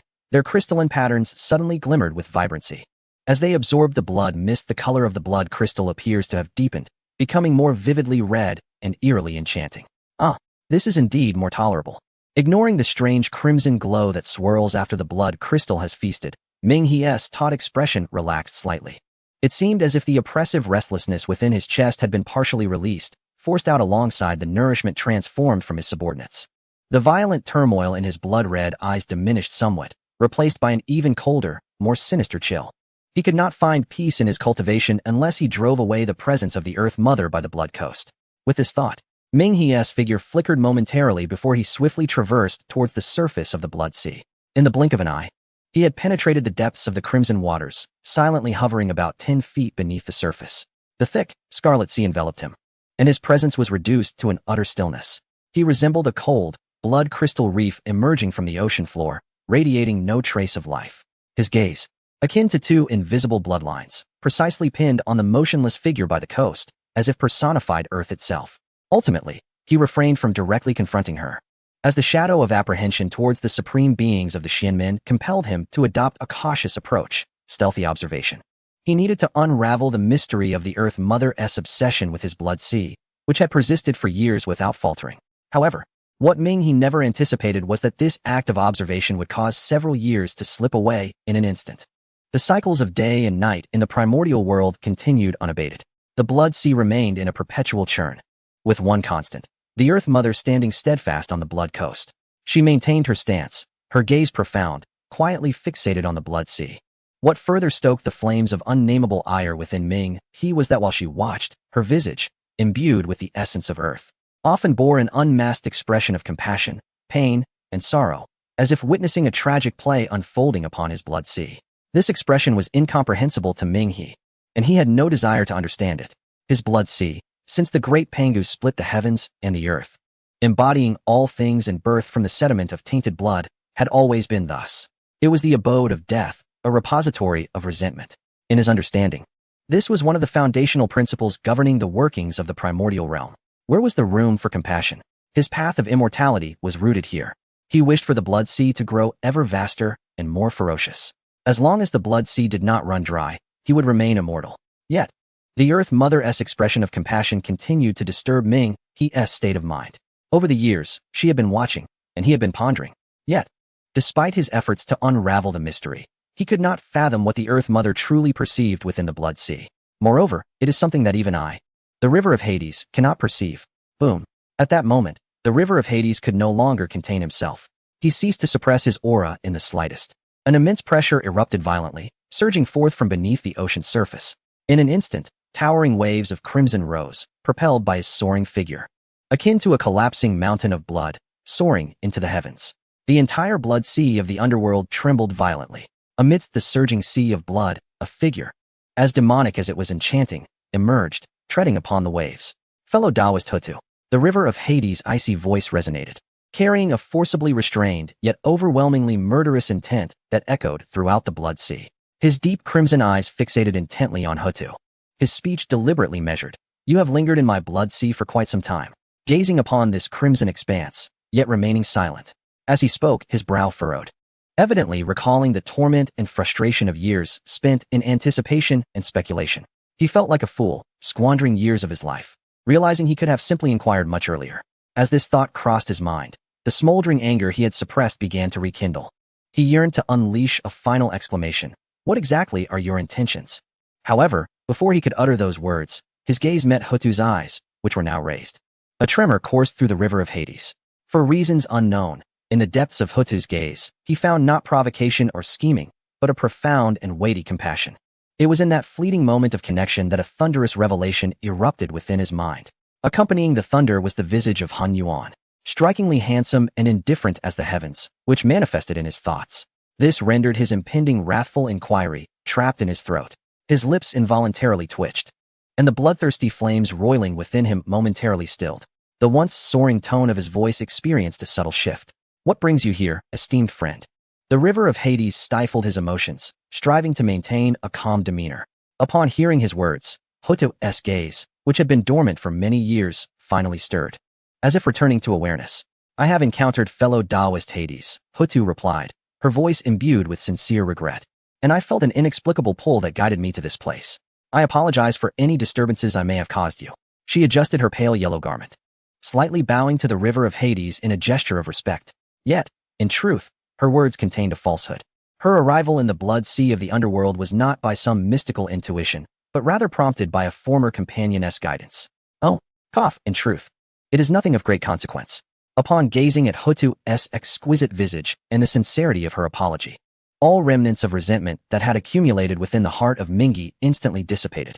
Chapter 262, Mingyi's Reluctance, the completion of Tongtian merit. Cough. It really isn't a matter of significance. I merely inquired upon noticing my fellow Taoist's prolonged presence. The once furious ancestor Mingyi found himself at a loss in the face of Hutu's genuine contrition. Were it anyone else, he would have disregarded any notions of apology and extinguished them without hesitation. Yet, the other party was a partner of the primordial essence, one of the 12 ancestor witches, and possessed such unparalleled beauty. Now, she stood before him, offering apologies. Under these circumstances, Mingyi's ire was quelled. However, the flames of curiosity within him burned ever brighter. What profound insights might his fellow Taoist be contemplating? How could this sea of blood draw her here through the veils of fate? This was indeed a marvel. Mingyi blinked, asking with genuine intrigue. He was truly curious. If what Hutu claimed was accurate, did it mean that her path lay within this very sea of blood? Astonishing. The sovereign of this sea of blood, who had struggled to seek the Tao in vain, how could Hutu be drawn here instead? Indeed, I have glimpsed my own path. My dear friend, I feel that my Tao may reside within this sea of blood. Hotu responded softly, revealing her thoughts without concealment, for the sea of blood was, after all, under Mingyi's dominion. If clarity was not achieved, misunderstandings could arise, jeopardizing her continued pursuit of enlightenment. It was better to be forthright with Mingyi. Mingyi was taken aback. Speculation was one thing, but hearing Hotu articulate such a notion was entirely another. He had not anticipated that her Tao truly resided within this sea of blood, which left him somewhat astonished. Might you elaborate, dear friend? What truths lie within the sea of blood? Mingyi inquired with excitement. Even though he understood that he must temper his enthusiasm at that moment, he could not mask his exhilaration. If Hotu's Tao was indeed here, perhaps his own could also be found within, allowing him to glean insights from her path. How could he not be thrilled by such a prospect? Yet, inevitably, disappointment awaited him. It was not that Hotu refrained from sharing, but rather, upon hearing Mingyi's query, she gently shook her head. I do not know. For these years, I have remained here, sensing that the Tao is nearby. Yet, for some reason, it feels shrouded in a veil of fog, inaccessible and unfathomable. All I can do is employ this clumsy method, standing and waiting indefinitely. Perhaps it is also a matter of timing, place, and harmony among people, she expressed with utmost sincerity. Upon hearing these words, the river of the underworld fell into silence. He discerned that Hotu was neither deceiving him nor dismissing him. For these past years, he had been observing Hotu closely. It appeared that she had yet to discover her path, but at the very least, she was aware of its existence. With a sigh in his heart, Mingyi found himself at a loss for words. He had no intention of lingering any further. Since that is the case, my friend, continue to contemplate your path here. I shall not intrude. No matter, stay as long as you wish, he added with a more carefree tone as he bowed to Hotu. Now that he had clarified the matter, what harm was there in allowing Hotu to remain? In fact, through his years of observation, he had found her to be as unyielding as stone, having no effect on the blood sea. Naturally, had she been anyone else, he would have sought a means to send her away. But she was Hotu, the partner of Han Yuan, deserving of respect. Thank you, my friend. Hotu replied with a slight smile and a bow. Mingyi nodded and then plunged into the sea. Instantly, the blood waves vanished, restoring everything to its original state. Only the endless wails of the lost souls echoed throughout the blood sea. Meanwhile, on both sides, the return to the celestial path was underway. Just as the oath of establishment resonated through the primordial chaos, its echoes barely faded when, suddenly, a sacred and pristine ripple unfurled within the golden clouds of merit above Tongtian. An immeasurable golden light, pure to the extreme, cascaded down from the void. The golden pool of heavenly merit manifested in response to the oath, perhaps due to the recent grand spectacle of saints ascending to their thrones in the primordial chaos. This supreme symbol of celestial reward seemed to adapt seamlessly to the unfolding events. As the golden pool emerged, even before its magnificent contours were fully formed, it tilted with a simplicity and decisiveness that suggested familiarity. Boom! In an instant, golden light poured forth, not as a gentle stream, but as a tumultuous river bursting its banks. A magnificent golden river, spanning 4,999 zhang, surged forth, carrying immense weight and the essence of perpetual creation, crashing down from the heavens. Its target, Tongtian. In that moment, Tongtian, suspended in the sky, was enveloped entirely by this radiant river of light. Moreover, the mountains and rivers within a 10,000-mile radius beneath him also shone brilliantly under the illumination of the golden light of merit. Wherever the radiance reached, stones and grasses were coated in a flowing, divine golden sheen. All impurities were swept away, and spiritual energy surged as if boiling. Ha ha ha! Bathed in this overwhelming torrent of merit, Tongtian let out a resounding roar. His laughter was filled with the exhilaration and joy of long-cherished desires fulfilled. Alongside his laughter, his body trembled with power. Buzz! Before him appeared a majestic and ancient golden wheel of merit, its edges shimmering with the essence of creation. Suddenly, it materialized from the void behind him, illuminating the heavens and the earth. Its expanse was precisely 5,000 zhang. This was the legacy of Pangu, a tangible manifestation of the merit derived from the creation of the world. Formed from the primordial spirit of Pangu, it was divided into 3 parts, each held by one of the 3 pure ones, imprinted within their true spirits since their inception. This wheel, akin to a sacred cornerstone, served as their most fundamental support at the pinnacle of the primordial chaos. Thus, for countless years, they remained concealed, revealing themselves only in moments of life and death, or when the opportunity for enlightenment arose. At this moment, the profound essence, hidden for eons, was finally unveiled to the cosmos in response to the celestial decree. Tongtian's heart surged with uncontainable excitement. The foundation of that 5,000 zhang golden wheel, combined with the torrential flow of 4,999 zhang of heavenly merit, raised the question, what would be the magnitude of his subsequent merits? 9,999 zhang, the utmost limit of the merits of a heavenly sage, the pinnacle of numerical values and the perfection of the Tao. Sanctification was within reach. Only one final step of refinement and transcendence remained. A tremendous joy washed over Tong Tian like a tidal wave. Yet he did not lose himself. His gaze swiftly regained clarity. He immediately directed all his focus into the rapidly spinning golden wheel of merit behind his head. The core of the golden wheel transformed into an endless, profound vortex, voraciously consuming every strand of heavenly merit. Tong Tian settled cross-legged in the center of the golden river, his gaze lowered. The ethereal light of jade purity flowed around him ceaselessly, intertwining and refining with the incoming golden light of merit. Time lost its meaning in this moment, as the river of merit visibly diminished. The golden wheel behind Tong Tian's head expanded frantically. Its size soared from 5,000 zhang to 6,000, 7,000, and ultimately stabilized at an almost all-encompassing 9,999 zhang, turning the entire sky into a golden backdrop. Meanwhile, Tong Tian's aura underwent a rapid metamorphosis. The celestial clarity was gradually replaced by a unified and sacred might. A faint yet resonant sound of the Tao began to emanate from deep within his golden wheel, cleansing everything around him. Buzz! As he absorbed the last drop of merit from the golden river, the golden light in the world suddenly receded. All extraordinary visions and resonances of the Tao vanished without a trace, as if they had never existed. Tong Tian's eyes snapped open. Within the depths of his gaze, golden patterns flickered and vanished, clear yet immeasurably profound. In that first glance, he bore an ineffable excitement and profound gratitude as he looked towards the figure standing serenely atop the mountain peak. Tong Tian exhaled deeply. Master Brother. In an instant, his figure shimmered lightly and appeared effortlessly atop the mountain peak. The colossal merit golden wheel, measuring an astounding 9,999 zhang, faded into the void behind him, invisible to the naked eye, leaving only a trace of harmonious aura enveloping his being. Master Brother. Tong Tian descended, gazing at Tong Yi. Without the slightest hesitation, he deeply bowed, performing an ancient rite of reverence. His voice brimmed with heartfelt sincerity and unwavering respect. Thank you, Master Brother, for illuminating my path. Tong Tian shall forever remember this. Now, I shall embark on a journey across the vast wilderness, seeking a spirit-vein-blessed ground to establish our Jiejiao's sacred site. Once the establishment is complete and the affairs settled, he lifted his head, his gaze fervent, imbued with a disciple's yearning and closeness to his mentor. Master Brother, you must grace us with your presence at Jiejiao to offer guidance to my newly founded site and those naive disciples. At this moment, the merit golden wheel of Tong Tian had reached its pinnacle, his cultivation attaining the utmost of quasi-saint. He merely needed to circulate his primordial spirit, thoroughly blending this complete merit with the primordial purple qi within him, to elicit a resonance with the heavenly Tao. One step would elevate him to the holy realm, achieving the undying and indestructible primordial Tao fruit. The allure of such a prospect was utterly earth-shattering.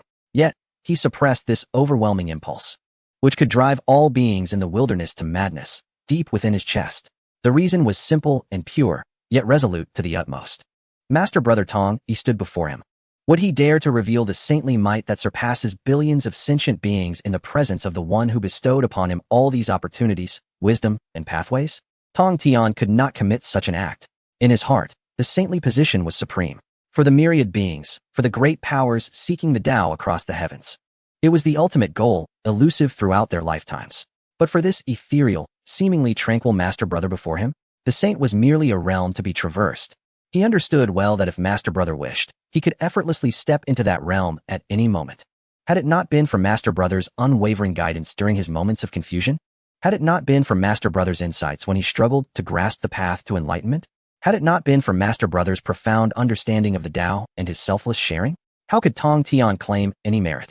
By what right did he stand here, beneath the nearly complete merit golden wheel, reaching for the threshold of the holy realm? All opportunities were granted by his Master Brother. The name of his Master Brother paved a golden path directly to the great Tao. Tong Tian, at his core, was etched with the principle of repaying kindness and loyalty. How could he, before his benefactor and mentor, bear the facade of a so-called saint? That would be a desecration of their bond, a defilement of his heart for the Tao. The nuances and truths within this sentiment were clear. He has profoundly grasped the bitter consequences born from the lessons of the past. In his youth, he may have held a sense of admiration for his elder brother, Erqing. However, As the path of enlightenment diverged, that bond was eroded by conflicting ideologies. After the 3 lectures at Zhixiao Palace, Tong Tian clearly recognized the stark differences in their respective journeys. Now, he perceives with acute clarity that Laozi, Yuanshi, and Erqing have allowed greed and arrogance to obscure their wisdom. How foolish indeed. Especially Laozi, who naively believes that attaining sainthood would elevate him to the level of his revered master, Hongjun, even dismissing his elder brother. Little does he realize that the very existence of his elder brother might serve as an intangible ladder, enabling them to aspire towards the sacred realm. Regardless of whether one achieves the status of a saint, maintaining unwavering and heartfelt respect for this guiding figure is always commendable. It is precisely this understanding and resolute mindset that allows Tong Tian to suppress his yearning for sainthood in this moment, embodying the humility and affection befitting a junior disciple as he solemnly bids farewell to Tong Yi. Yet, at that very moment, Tong Yi, with a hint of a knowing smile that seemed to pierce through the intricate web of causality, spoke up. His voice was gentle and unassuming. All causality follows its interconnected trajectory. You need only adhere to the grand aspirations proclaimed at the time of establishing your teachings after attaining your saintly status. Do not stray from this sincere heart, which seeks to provide a glimmer of life for all beings, and that shall suffice. This seemingly disjointed statement struck Tong Tian like a thunderbolt in clear skies, precisely severing the last shadow of doubt that had lingered in his heart. Tong Tian shuddered, and his eyes suddenly ignited with brilliant divine light. All hesitations and apprehensions about the unknown challenges of sainthood melted away like snow under the blazing sun upon hearing Tong Yi's words. Tong Tian bowed deeply in gratitude to his elder brother, this gesture surpassing even his previous displays of respect, imbued with a sense of ecstasy and liberation born from profound enlightenment. The heavy stone that had long hung over his heart crashed down, disintegrating into dust. The shock was unparalleled. His elder brother, with mere profound insights and unfathomable foresight, had gently brushed aside the last vestige of his imperceptible anxieties. Indeed, this was his concern. What would become of him after attaining sainthood? No one could say. Since it is unknown, it is bound to evoke fear. The transformations of his master post-sainthood, Laozi's sudden teachings at Zhixiao Palace, Nua's intervention among the demon tribes after her ascension, and Yuanshi's retreat into Kunlun after his own elevation. All these events led Tong Tian to believe that some upheaval was inevitable following the attainment of sainthood. Thus, regarding sainthood, he harbored both aspirations and reservations. However, at that moment, the words of the senior brother dispelled the last flicker of doubt within him. Then, senior brother, I shall take my leave, he said. I presume many beings are awaiting the teachings of my sect. They are frail and short-lived, and I cannot keep them waiting for too long. Tong Tian bowed once more, intending to depart, when he noticed Tong Yi smile slightly and say, Hold on. Do you truly believe you can find a fabled land of fortune aimlessly wandering? Startled by these words, Tong Tian paused, his heart racing with excitement. From what he had gathered about Tong Yi during this time, he understood that his senior brother would not utter such a statement without reason. Certainly, it was a suggestion concerning the location for his sect's teachings. Elated by this thought, Tong Tian bowed deeply and respectfully asked, Please, senior brother, enlighten me. Tong Yi displayed an expression of a mentor pleased with his pupil and inquired, Where do you believe is suitable for establishing a sanctuary for saints? Without hesitation, Tong Tian replied, If we are speaking of a place suitable for saints, naturally, it would be akin to where our revered master and sister began, amidst the chaos, detached from worldly matters, focusing solely on comprehending the realms beyond that of the saints. Indeed, this was true. Both Hongjun and Nuwa seldom concerned themselves with worldly affairs, particularly Hongjun, who, after delivering his teachings 3 times, retreated into seclusion, entirely engrossed in the pursuit of enlightenment. One need only observe the myriad events transpiring in the primordial world to note his absence. Nuwa was similarly disengaged, although she established the demon teachings and the demon race. Most of her merits stemmed from humanity. Had she not bestowed a portion of her merit for creating beings upon Tong Yi, she might have attained complete enlightenment herself. Despite her apparent role as a nurturing figure, she largely relinquished responsibilities to Emperor Jun and Tai. Thus, amongst the saints, Hongjun and Nuwa were the most suited to establish their sanctuaries in the chaos, tranquil and distanced from sentient beings, embodying the mystery and sanctity of the saints. However, this was only fitting for them and not for the teachings of the Chan sect, which aims to propagate doctrine. This explains why Yuanshi was willing to sever ties with the 2 pure ones over Kunlun Mountain. With the auspicious energies of Kunlun Mountain, the fortunes of the Chan sect would soar. Seeing Tong Tian deep in thought, Tong Yi pointedly remarked, Though the primordial land is vast, in truth, There is not a single suitable location left for establishing a celestial sanctuary that can support a grand teaching. The ancestral land of the Wu clan is indeed remarkable, as is Kunlun Mountain, your birthplace, and the 33 heavens of the celestial realm. However, all of those have already been claimed. I perceive your ambition. Despite your seemingly decisive establishment of a sect, you would not content yourself with the mediocrity of the Jia sect. Upon hearing this, Tong Tian nodded repeatedly. His youthful spirit was fervent and unyielding. If he were to establish the Jia sect, it must surpass the Chan sect, the Yao sect, and the Western Church, becoming the foremost sect in the heavens. Thus, I propose that you establish your sect in the Eastern Sea. Tong Yi spoke plainly, revealing his answer without pretense. At this declaration, Tong Tian was momentarily taken aback. He stared blankly at Tong Yi, his confusion evident as he inquired, "The Eastern Sea? Master brother, are you referring to the Eastern Sea of the Dragon Clan?"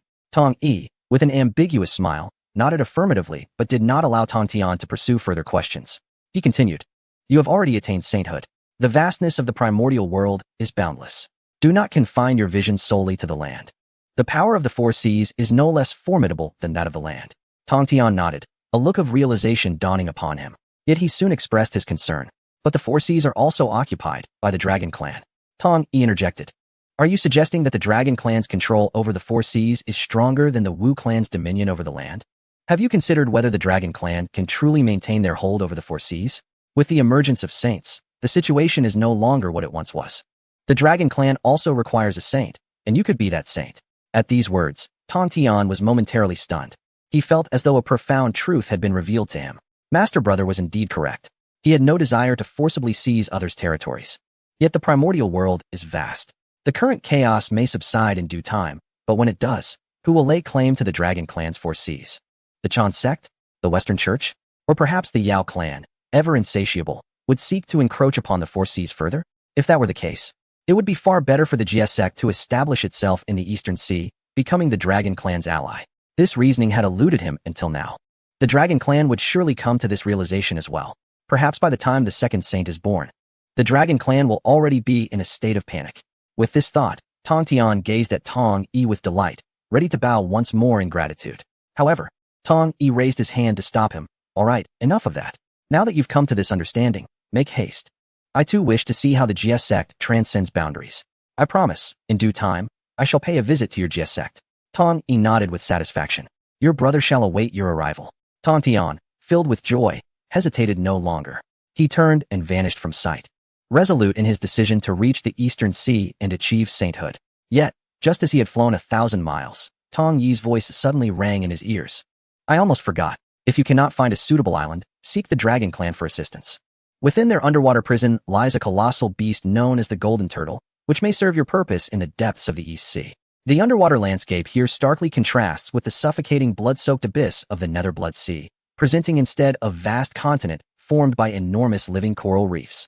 Countless magnificent palaces rise in splendid array, not constructed from ordinary stone, but sculpted from the purest sea glass, shimmering with vibrant hues. Supporting the domes of these grand structures are pillars of deep-sea silver, as robust as celestial columns, radiating a gentle warmth.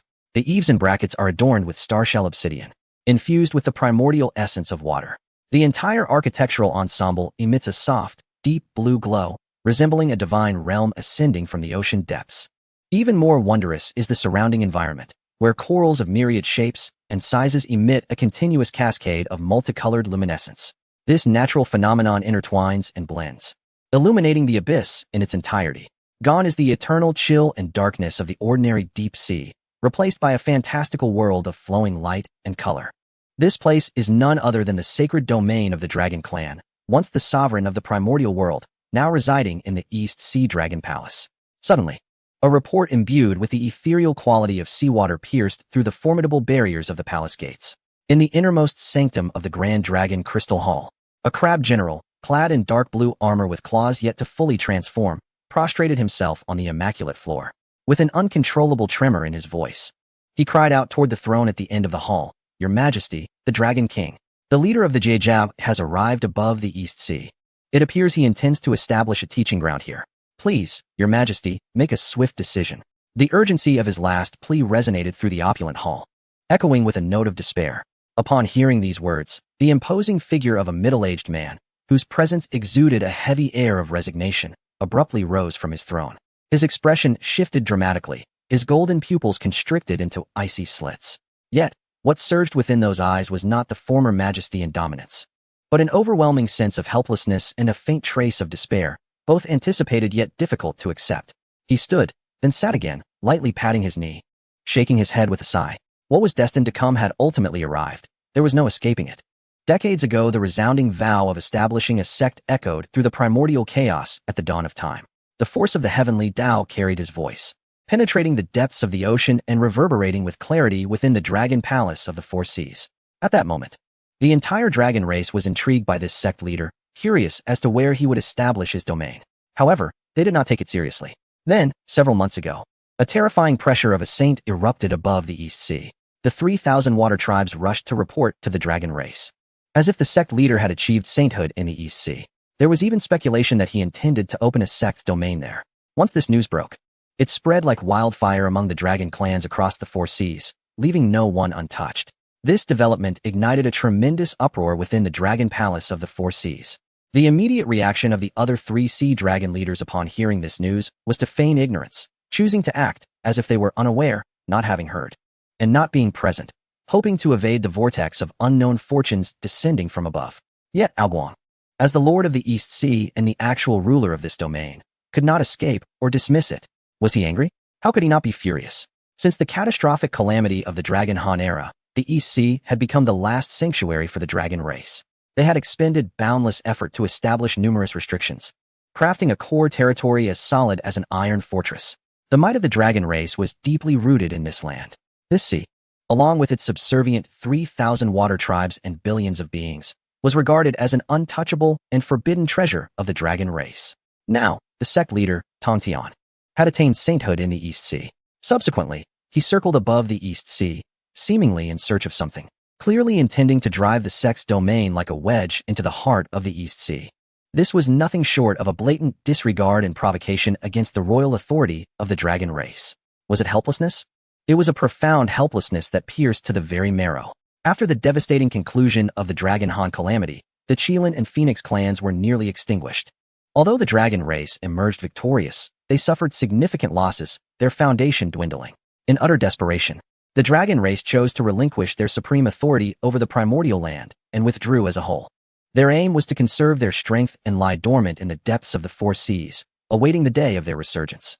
Simultaneously, they issued strict orders to the 3,000 water tribes under their command. Without the dragon race's command, they must not engage in the conflicts of the primordial land. This strategy, while costing the dragon race their once dominant reputation, afforded them a rare opportunity to breathe and maintain a relatively stable internal governance.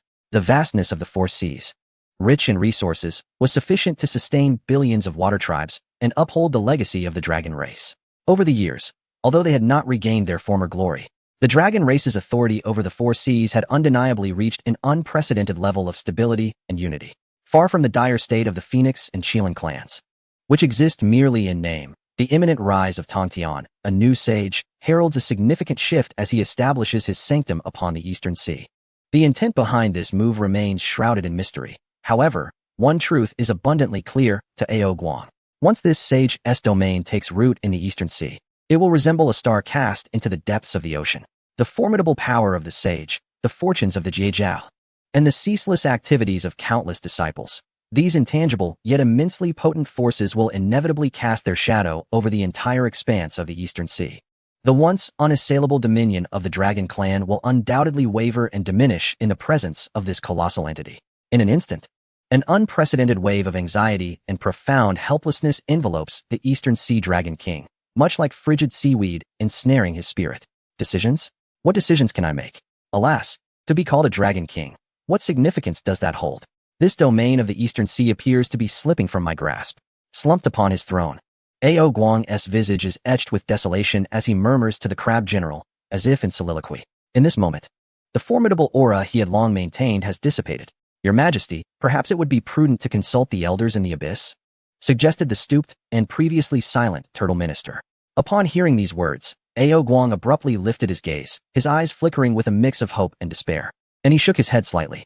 The elders of the abyss have long forsaken worldly affairs. Moreover, they are sages. Even the pinnacle of the dragon clan is powerless against them. Those old dragons can offer no assistance. With that, Ao Guang rose once more, declaring, very well, very well. Since we have come this far, let us accept our fate. Follow me to the sea and meet this sage. No sooner had he spoken than a clear voice resonated from the entrance of the Dragon Palace. There is no need to trouble the Dragon King. I have arrived. This voice, though not thunderous, bore a clarity that reverberated deep within the soul, shattering the heavy silence that enveloped the depths of the palace. What? Hiss. What is that sound? Who is it? The figures standing in the hall, be they elite water clansmen or the maidens of the clam court, trembled in unison. The shrimp soldiers clad in gleaming silver armor tightened their grips on their spears, while the lovely clam maidens nearly dropped the jade plates they held. Countless astonished and shocked gazes abruptly turned towards the source of the voice, directed at the massive palace door of the Dragon Palace. Hiss. It was as if a visual fracture had appeared, right behind the crab general, who still maintained a posture of shock and submission. A stream that had just flowed with crystalline clarity now abruptly froze in a silence that enveloped the space. A figure stood there, having arrived silently and unnoticed. There were no ripples of space torn asunder, no surges of power erupting, nor any disturbances of energy in any form. He appeared so naturally, as if he had been standing there for eons, previously undetected by any eyes. The newcomer wore an exquisitely simple gray-blue robe, devoid of any ostentatious embellishments. Yet it emanated an ethereal charm. His stature was tall and imposing, and his countenance remarkably handsome. His eyes sparkled like hidden galaxies, profound and inscrutable. Most striking, however, was the subtle smile playing at the corners of his lips, which instantly calmed the anxious hearts of all the aquatic beings in the Dragon Palace. Yet, when those eyes, brimming with the brilliance of countless stars, calmly lifted to meet the gaze of Ao Guang, the Dragon King of the Eastern Sea, seated upon the nine-dragon throne, Ao Guang's figure stiffened abruptly. A surge of shock coursed through him, and the words he intended to utter were swiftly retracted, for he had already deduced the identity of the visitor. Just as he was about to step out, the other had entered, dismissing the need for any trouble while exuding an aura as indifferent as that of a mere mortal. However, the intensity of his gaze sent tremors through Ao Guang's very soul. Was there any doubt left regarding the visitor's identity? It could only be the one who was to establish a sanctuary in the Eastern Sea, the revered master of the Jie sect, the embodiment of the three pure ones. At that moment, Ao Guang was utterly convinced that the visitor's cultivation had transcended the mere status of a quasi-saint. He had surpassed the mundane realm, truly embodying the essence of a celestial sage. Otherwise, it would be inconceivable for a mere glance to instill such dread within him. Furthermore, the Dragon Palace was fortified with numerous formations and restrictions. To suggest that a quasi-saint could infiltrate the inner sanctum of the palace unnoticed and stand before him was something Ao Guang could never believe, even under duress. In an instant, Ao Guang's expression shifted rapidly. He was uncertain how long the other had been present or whether he had overheard his earlier grievances. But it was of no consequence now. He could only feign ignorance. Above all, he could not afford to offend this being. Ao Guang pays his respects to the sage. Unaware of your arrival, the Dragon Palace is illuminated by your presence. Ao Guang's body trembled as he descended from the high platform, immediately bowing with hands clasped in reverence towards the celestial figure. His back, which had never bowed in billions of years, could not remain straight in this moment. Witnessing this spectacle, all the aquatic beings in the hall were left dumbfounded, frozen in place like wooden statues. Even the Prime Minister Turtle, who had lived for countless years, found himself momentarily bewildered. For so many years, the Dragon King had been the supreme authority in their hearts. Yet now, he was bowing before a young man. In that fleeting moment, let them be utterly astonished, feeling a profound disconnection, unable to comprehend the words of Ao Guang. How absurd. This foolish lot. Do not let me down. Observing the scene, Ao Guang felt a surge of urgency and anger, and he immediately transmitted his voice to all the aquatic beings in the hall, bellowing, "What are you all hesitating for? Hurry and kneel in reverence. This is a sage." His voice reverberated through the ears of all the aquatic creatures like a thunderclap. Ultimately, it was the venerable Turtle Chancellor, having lived for countless years, who first responded. "We humbly greet the sage. We welcome your noble presence." The Turtle Chancellor leapt from the high platform, knelt on both knees, and exclaimed vociferously. As these words echoed, the other aquatic beings, whether shrimp soldiers or crab generals, or even the clam maidens, all fell to their knees, collectively voicing the same proclamation. You need not be overly formal. The Dragon King is far too courteous. Tong Tian exhibited no semblance of a sage's grandeur, instead laughing heartily. As his laughter resonated throughout the grand hall, an invisible force enveloped all the aquatic beings, gently lifting them up. He even approached personally, extending his hands to assist Ao Guang, saying, "It is I who have taken the liberty of coming uninvited. I hope the Dragon King will forgive my audacity. Upon hearing this, Ao Guang felt unworthy of such regard. His expression reflected a hint of trepidation as he respectfully replied, "The sage is always welcome at any time. The gates of the Dragon Palace are eternally open for you." He inwardly mused, "Forgive? By the ancestor dragon. Who would dare utter a word against that? You are a sage. In the vast expanse of the primordial heavens, do you not go where you please?" As this thought emerged, he was suddenly alarmed and hastily quelled it. No one could fathom the extent of a sage's might. Should they hear his thoughts, it would be disastrous. "Shall we not sit down to converse? I have indeed come today with matters to discuss with the Dragon King." Yet, Tong Tian maintained his smile. Upon hearing this, Ao Guang was about to invite Tong Tian to take the throne, but observed Tong Tian shake his head and take a seat beside him instead. Seeing this, Ao Guang dared not return to his throne and instead stood beside Tong Tian. If the sage has matters to convey, a mere thought will suffice. It is a grave sin for the dragon tribe to trouble you in person. With a heart full of curiosity and anxiety regarding Tong Tian's intentions, Ao Guang spoke. "Since you intend to establish a Taoist sanctuary in the East Sea, we shall be neighbors henceforth. How can I be remiss in etiquette? Thus, I personally came to meet the Dragon King." Tong Tian, waving his hand, indicated for Ao Guang to forego further pleasantries, and then continued. "I have indeed come today to request something from the Dragon King. I have searched the East Sea for quite some time, but have yet to find a suitable blessed cave. Thus, I must come to borrow something from you. At last, it has finally arrived. This is the end. Our dragon tribe's accumulated treasures over countless years. Today, I fear I shall be utterly plundered. Alas, my heart is heavy with sorrow." Ao Guang felt a deep chill within, yet he maintained a respectful demeanor, inquiring, "What is it that the sage wishes to borrow? Speak not of just one item. Whatever celestial treasures the dragon clan possesses, the sage is welcome to take." His words were straightforward and decisive, devoid of any hesitation. The aquatic beings present in the hall were astonished, marveling at the dual nature of the Dragon King. It is well known that the Dragon clan cherishes treasures above all else. The Dragon King's private vault alone contained countless riches, traditionally only accumulating but never relinquishing. Any heavenly materials or treasures discovered in the Eastern Sea were promptly added to his collection. To their surprise, today, before the sage, the Dragon King exhibited such generosity. Truly a rare occurrence. As the multitude of water beings in the hall expressed their astonishment, Tong Tian smiled gently, saying, "There is no need for concern, Dragon King. Having attained the status of a sage, I regard numerous heavenly materials and treasures as mere refuse. My purpose here is not to forcibly demand treasures, but rather to borrow the golden Ao from your underwater prison." "What?" Upon comprehending Tong Tian's words, Ao Guang stood frozen, his expression one of sheer bewilderment. "Golden Ao? What golden Ao? Is it true that he does not seek my treasury?" Once Ao Guang collected his thoughts, joy surged within him, and without a moment's hesitation, he exclaimed, "No problem. Not only the golden Ao, but I would even offer my dragon sons and grandsons if needed." However, as he spoke, he felt a tug at his dragon robe from behind. Turning his head, he furrowed his brow and asked, "What is the meaning of this?" There stood the tortoise prime minister, his head bowed, speaking softly, "Your Majesty, the golden Ao is not in the Dragon Palace's prison." Ao Guang paused, his mind racing to recall any information regarding the golden Ao. To his dismay, he found nothing. What does this signify? It indicates that the origins of the golden Ao are even older than his own. He had ascended to the position of Eastern Sea Dragon King following the great calamity of the Dragon Han, when the ancestor dragon fell. The Grand Elder Inglong, wielding the ancestor dragon's decree, appointed the 4 Sea Dragon Kings to ensure better management of the aquatic beings, preventing the 3,000 water clans from becoming agitated due to the ancestor dragon's demise. Yet now, Tong Tian sought the golden Ao from the underwater prison, and Ao Guang was completely oblivious to its existence. This revelation astonished him. The golden Ao had been imprisoned long before his reign as Dragon King. How did Sage Tong Tian come to know of it? As this thought struck him, he abruptly turned to face Tong Tian. "What?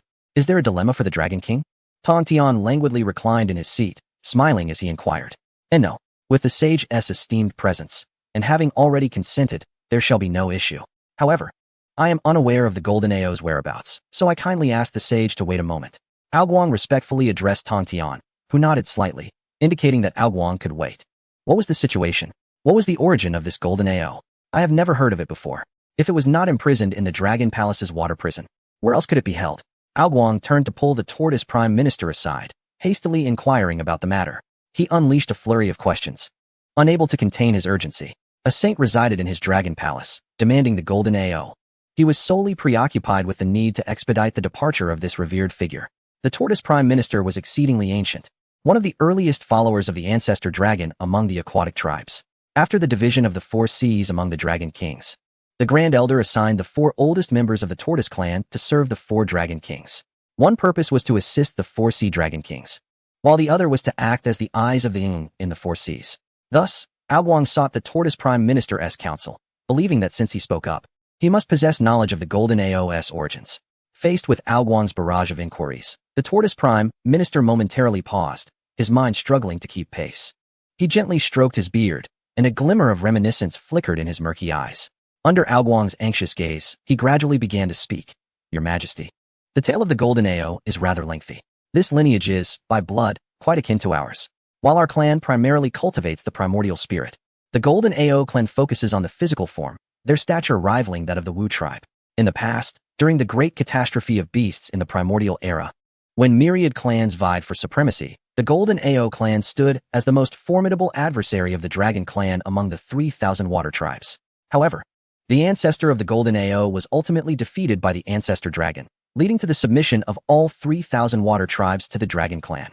Yet, the Golden AO clan remained defiant. They ought to have faced annihilation to eliminate future threats. However, the ancestor dragon, valuing talent, could not bring himself to eradicate the Golden AO clan entirely, and instead confined them all within the Guishu prison to erode their will.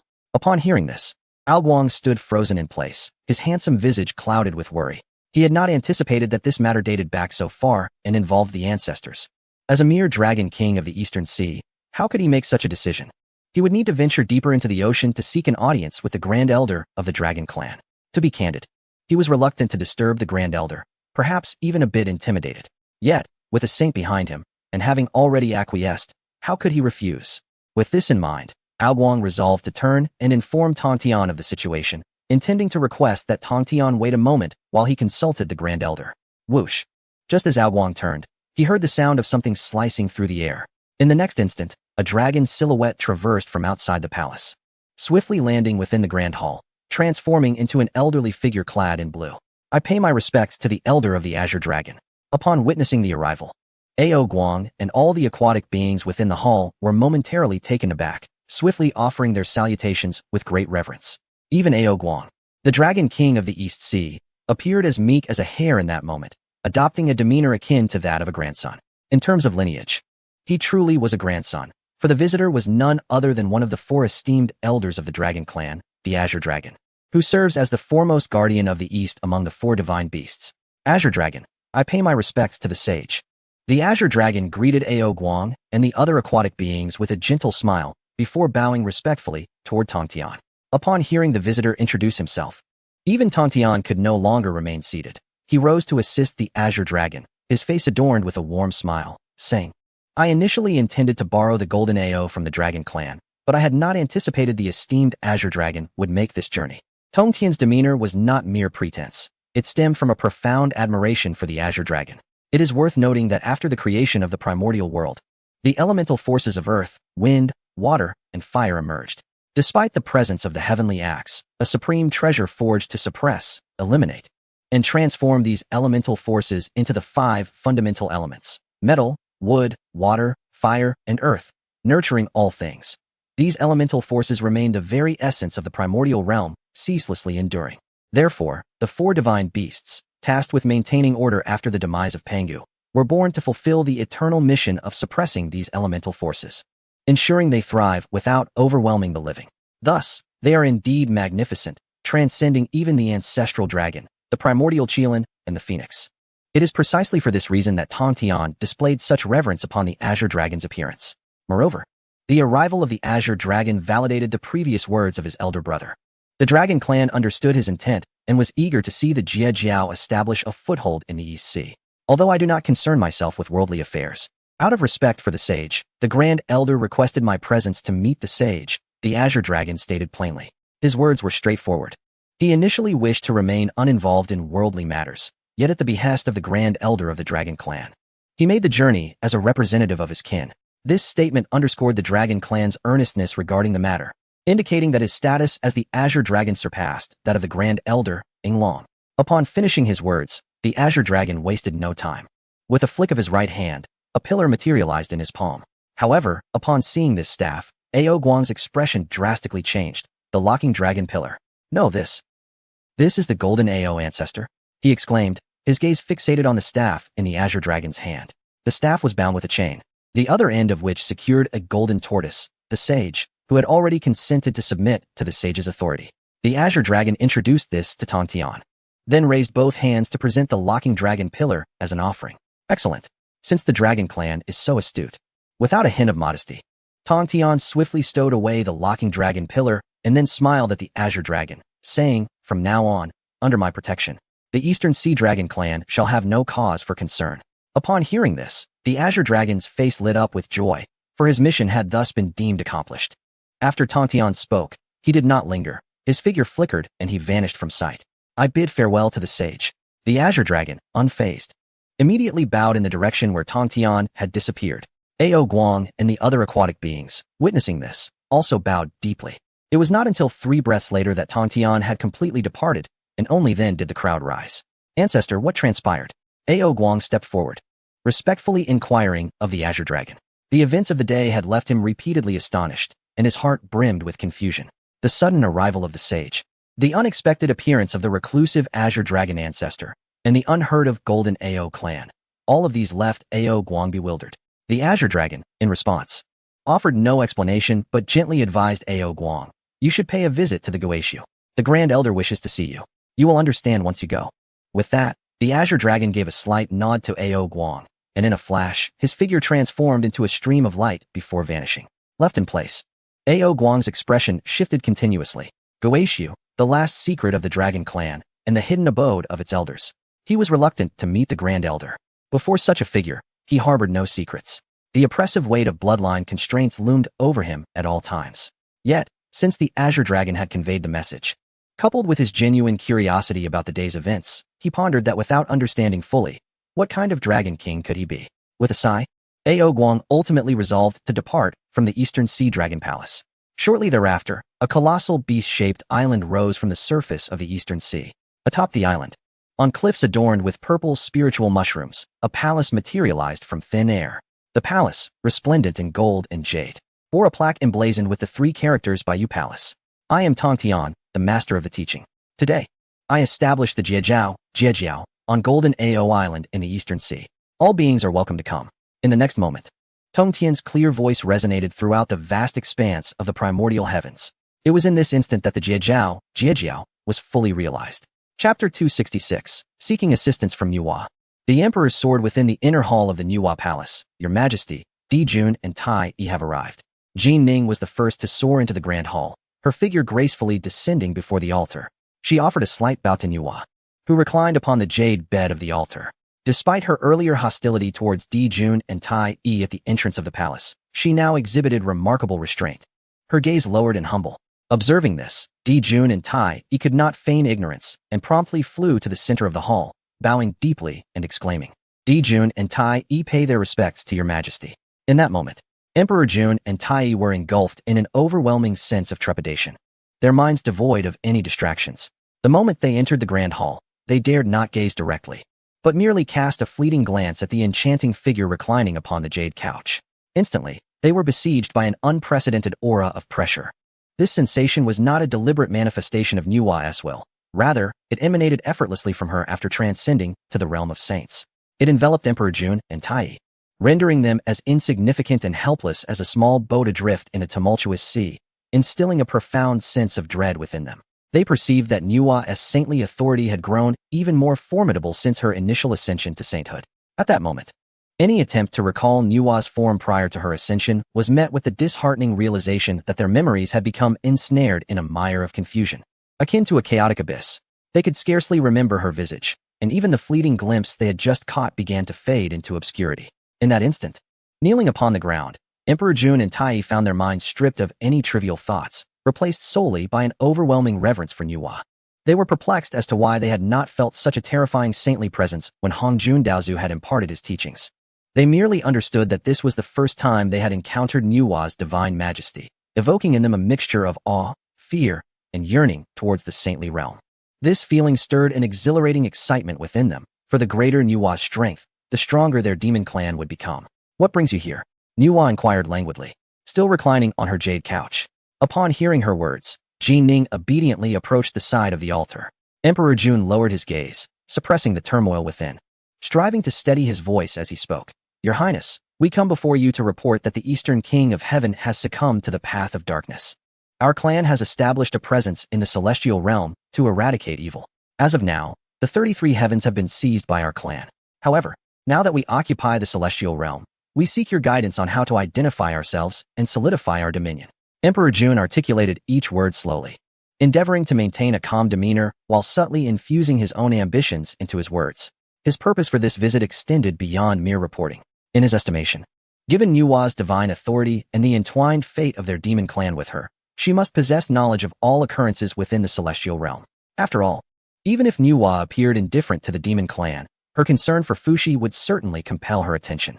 Thus, if he merely intended to inform her of the state of the celestial realm, it would be akin to seeking trouble where none existed. His primary objective was to elicit a response from Nuwa. Additionally, his understanding of the 33 heavens paled in comparison to that of the Eastern King. He was unaware of the means employed by the Eastern King to seize control of such immense power in such a brief span. Lacking such capabilities himself, he sought Nuwa's assistance.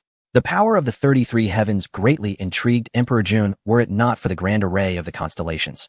He would have found it exceedingly difficult to breach that formidable formation. If he could harness the celestial power akin to that of the Eastern King, combined with the grand array, the future of the heavenly realm would be as solid as a fortress. Enough, I understand your desires lie within. Nuwa spoke softly from her jade couch, seemingly having foreseen Emperor Jun and Tai's intentions for this visit. With a graceful wave of her right hand, 2 luminous orbs flew forth, landing before Emperor Jun and Tai. Unperturbed by Nuwa's somewhat dismissive demeanor, Emperor Jun and Tai gazed at the orbs with palpable excitement. As the light dissipated, it revealed 2 exquisite swords. Emperor Jun stood momentarily astonished. What did this signify? They sought guidance on swiftly mastering the celestial power, as well as how the demon race could assert themselves in the primordial world after entering the heavenly realm. Yet, they were presented with 2 swords instead. Refine them on the spot. Nuwa's melodious voice echoed within the grand hall, seemingly penetrating their confusion.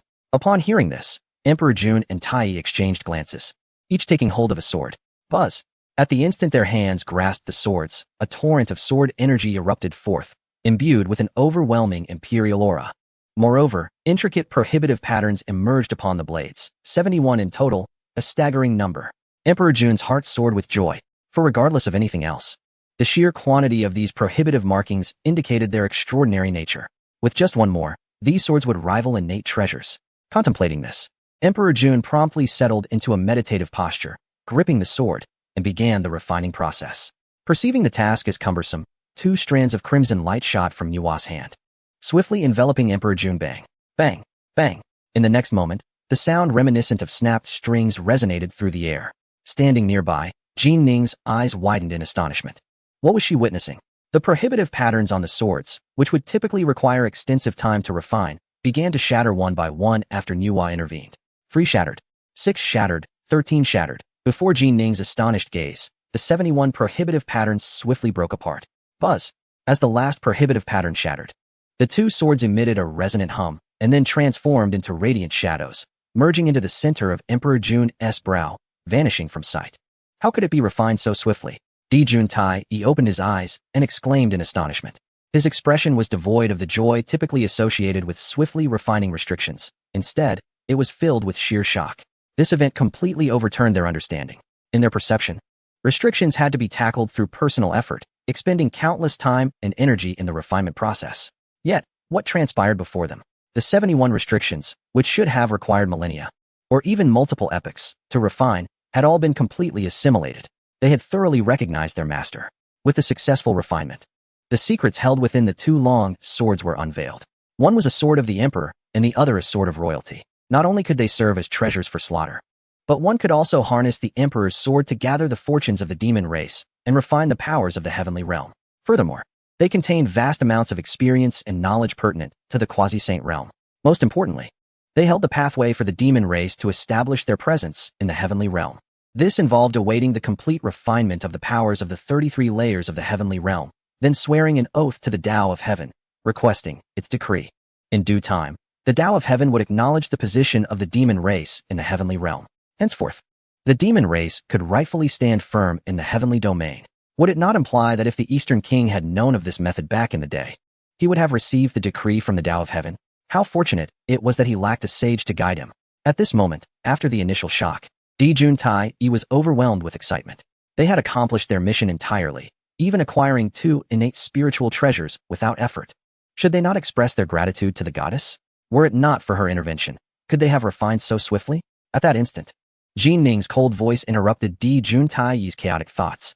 They suddenly lifted their heads, finally comprehending why they could so rapidly refine the Emperor's sword.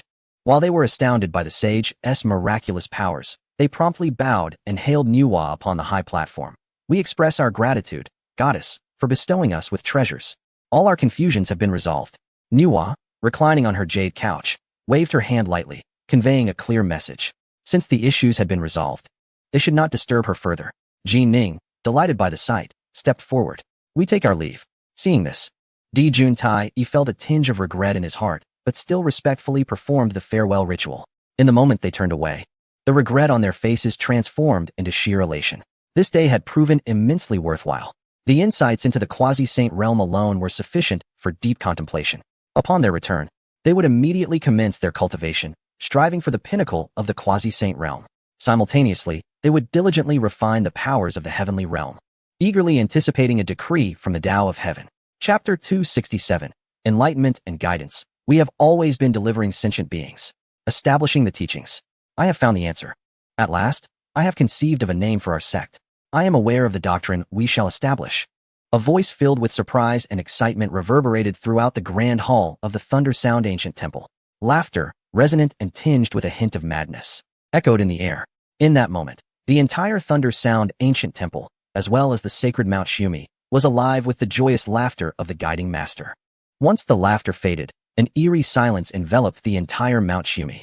The disciples of the Thunder Sound Ancient Temple exchanged bewildered glances, their faces etched with confusion and disbelief. Was that laughter truly from the master?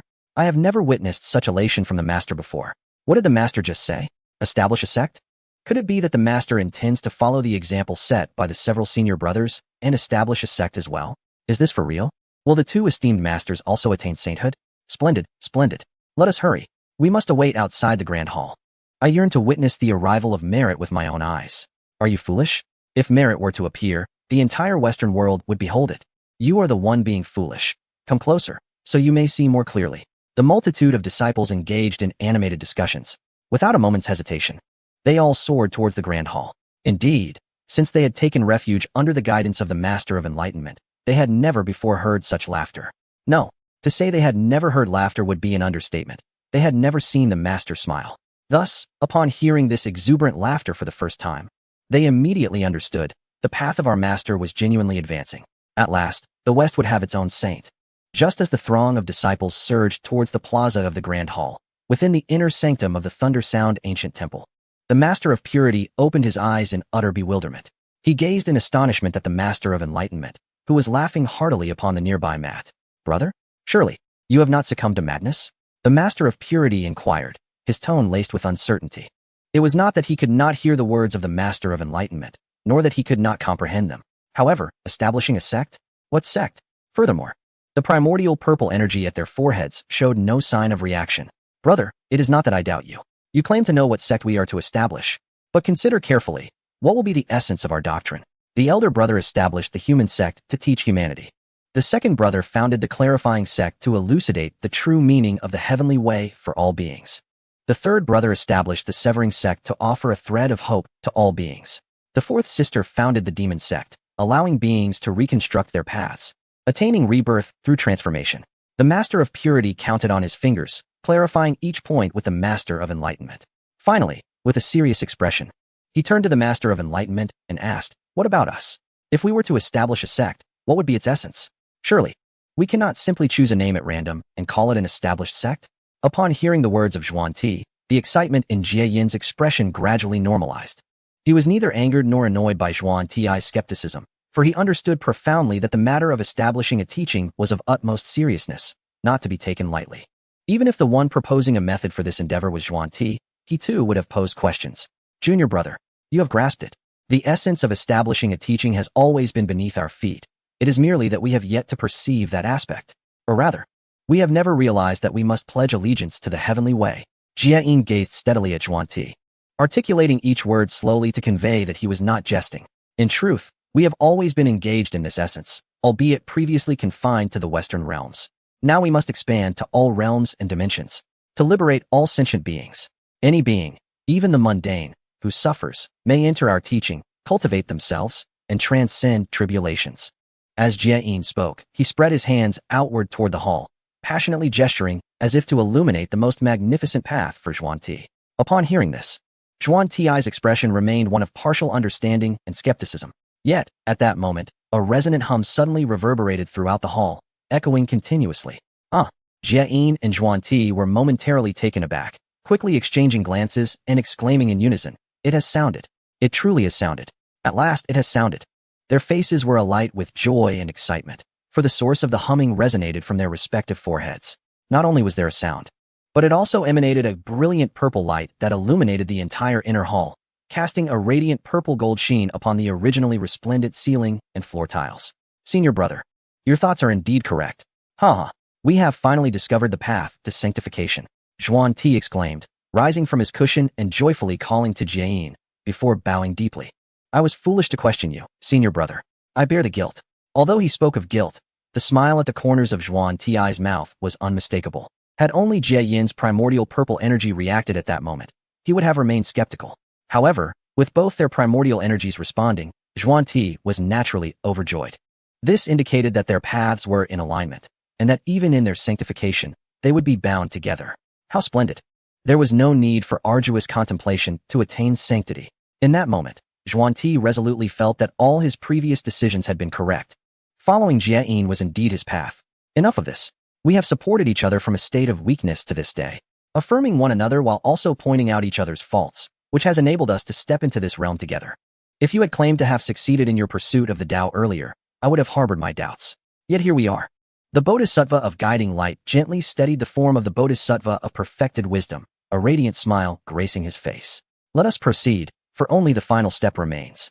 Together, we shall pledge our vows to the heavenly Tao, allowing the myriad realms to witness, and our esteemed brothers to behold, that we too can attain sanctity." The Bodhisattva of guiding light, filled with excitement, grasped the hand of the Bodhisattva of perfected wisdom. United, they soared from the grand hall, ascending slowly to the lofty heights above Mount Sumeru.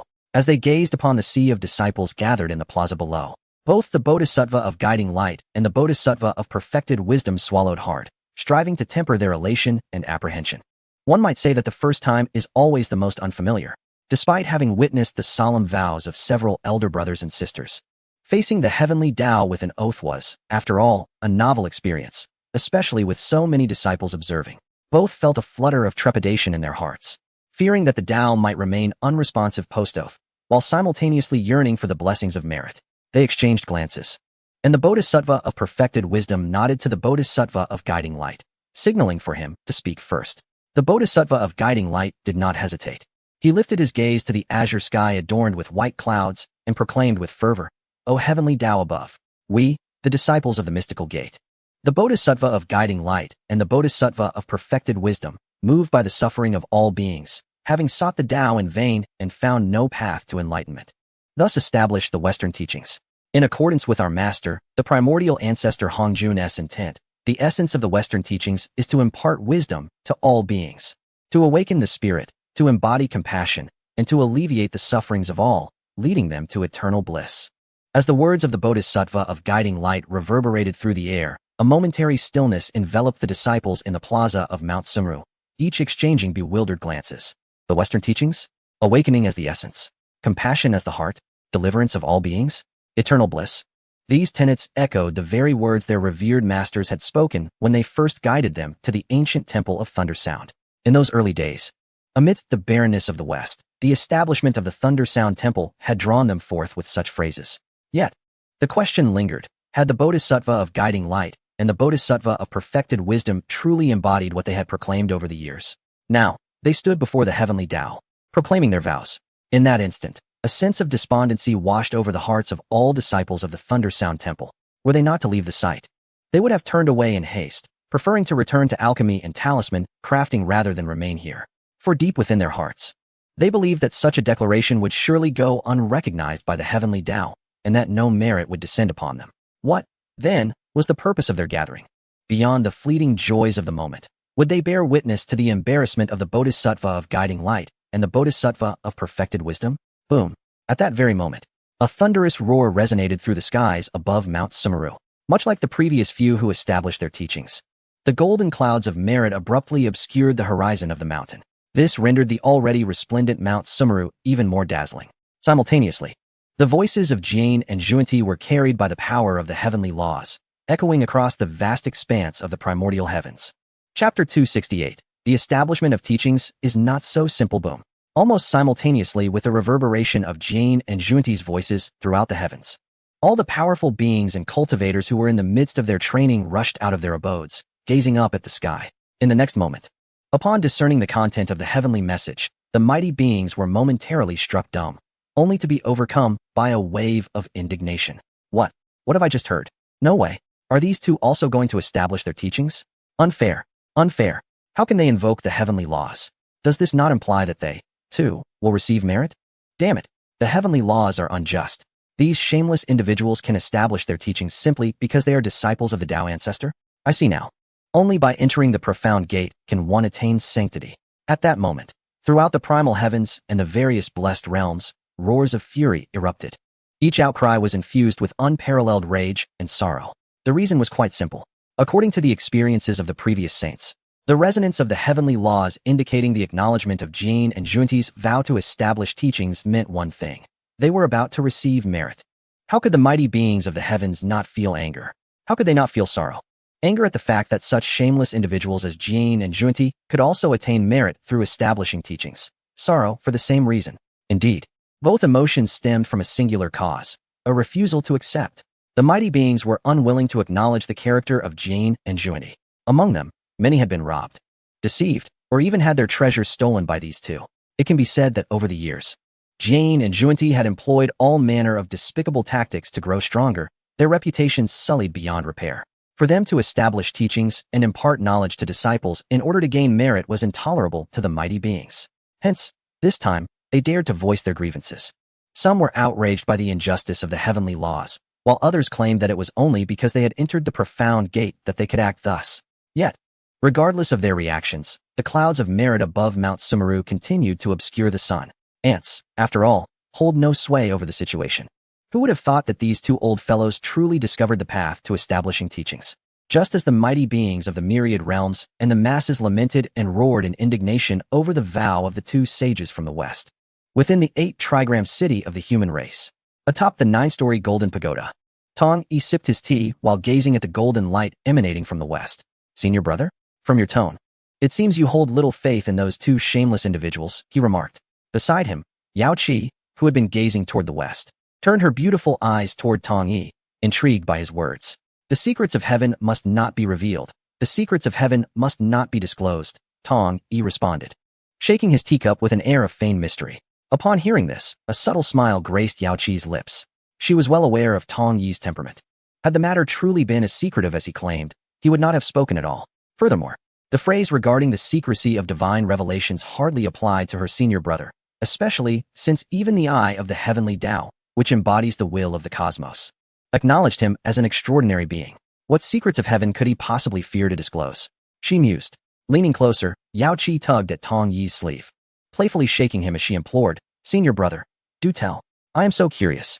Though nearly disoriented by her insistence, Tong Yi managed to keep his teacup steady, not spilling a single drop.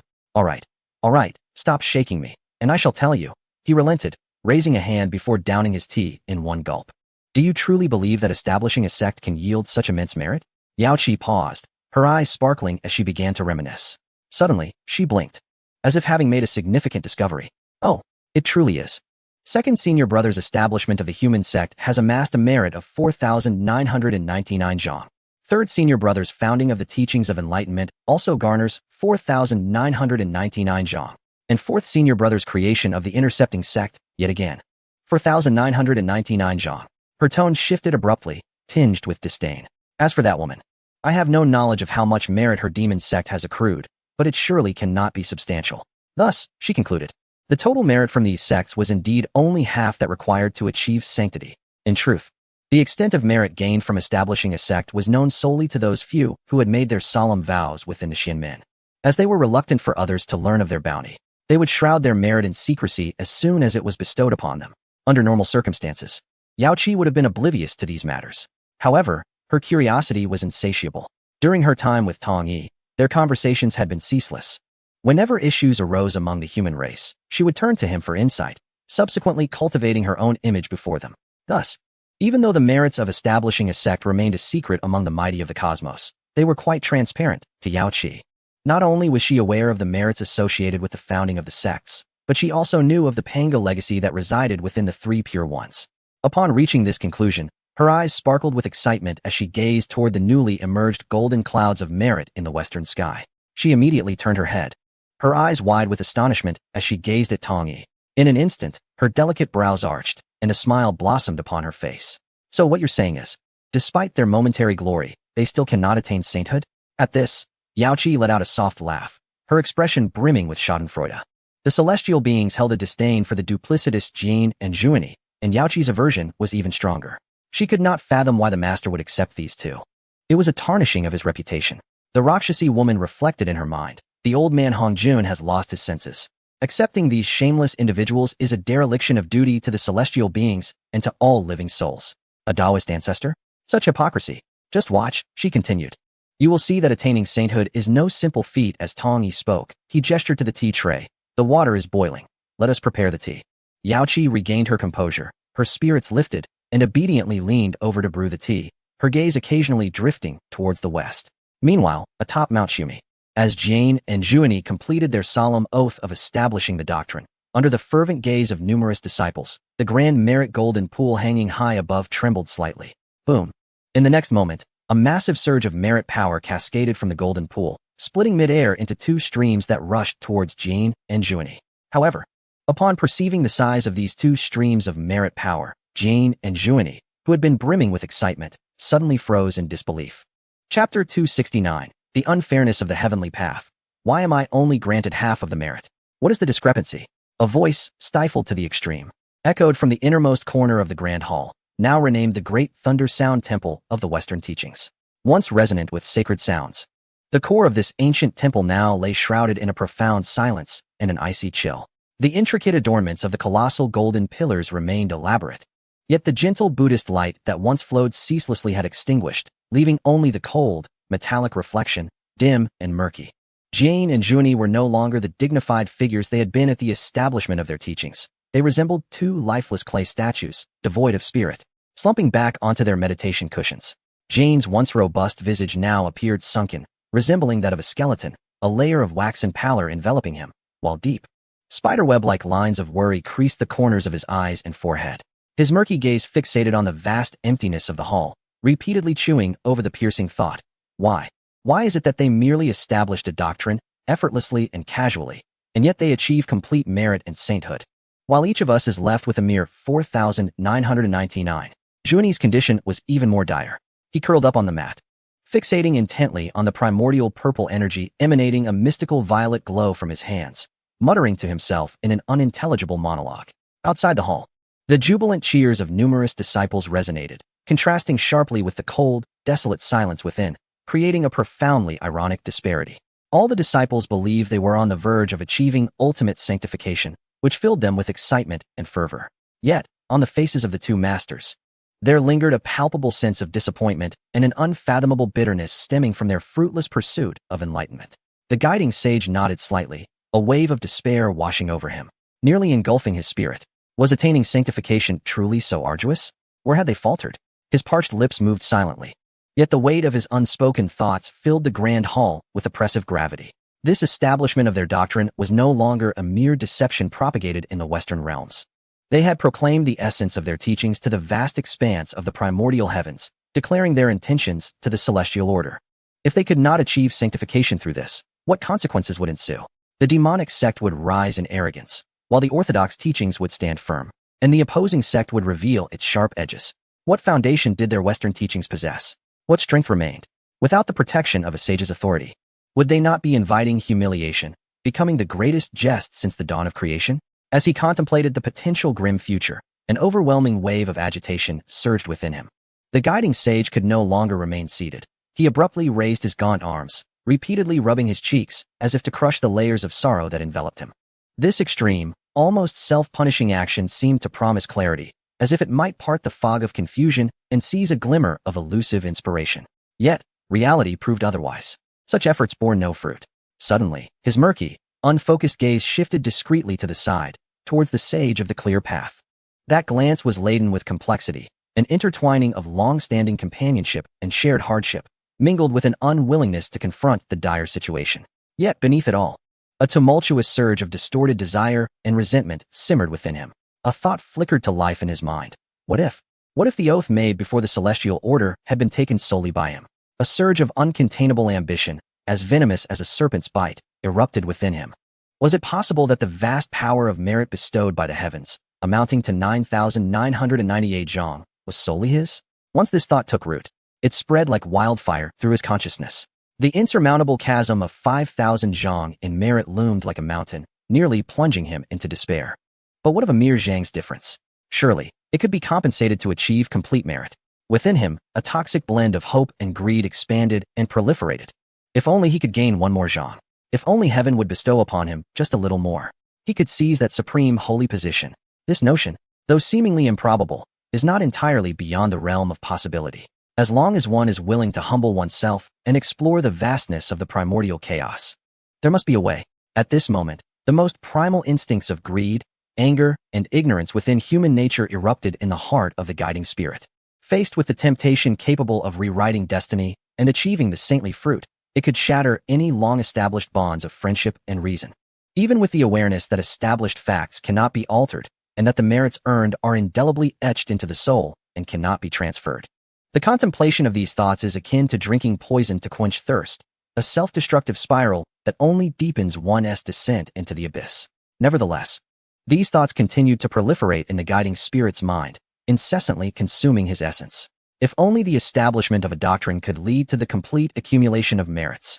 Yet, we find ourselves merely at 4,990 zhang, within the inner sanctum, which has been renamed the Great Thunder Sound Temple of the Western Church.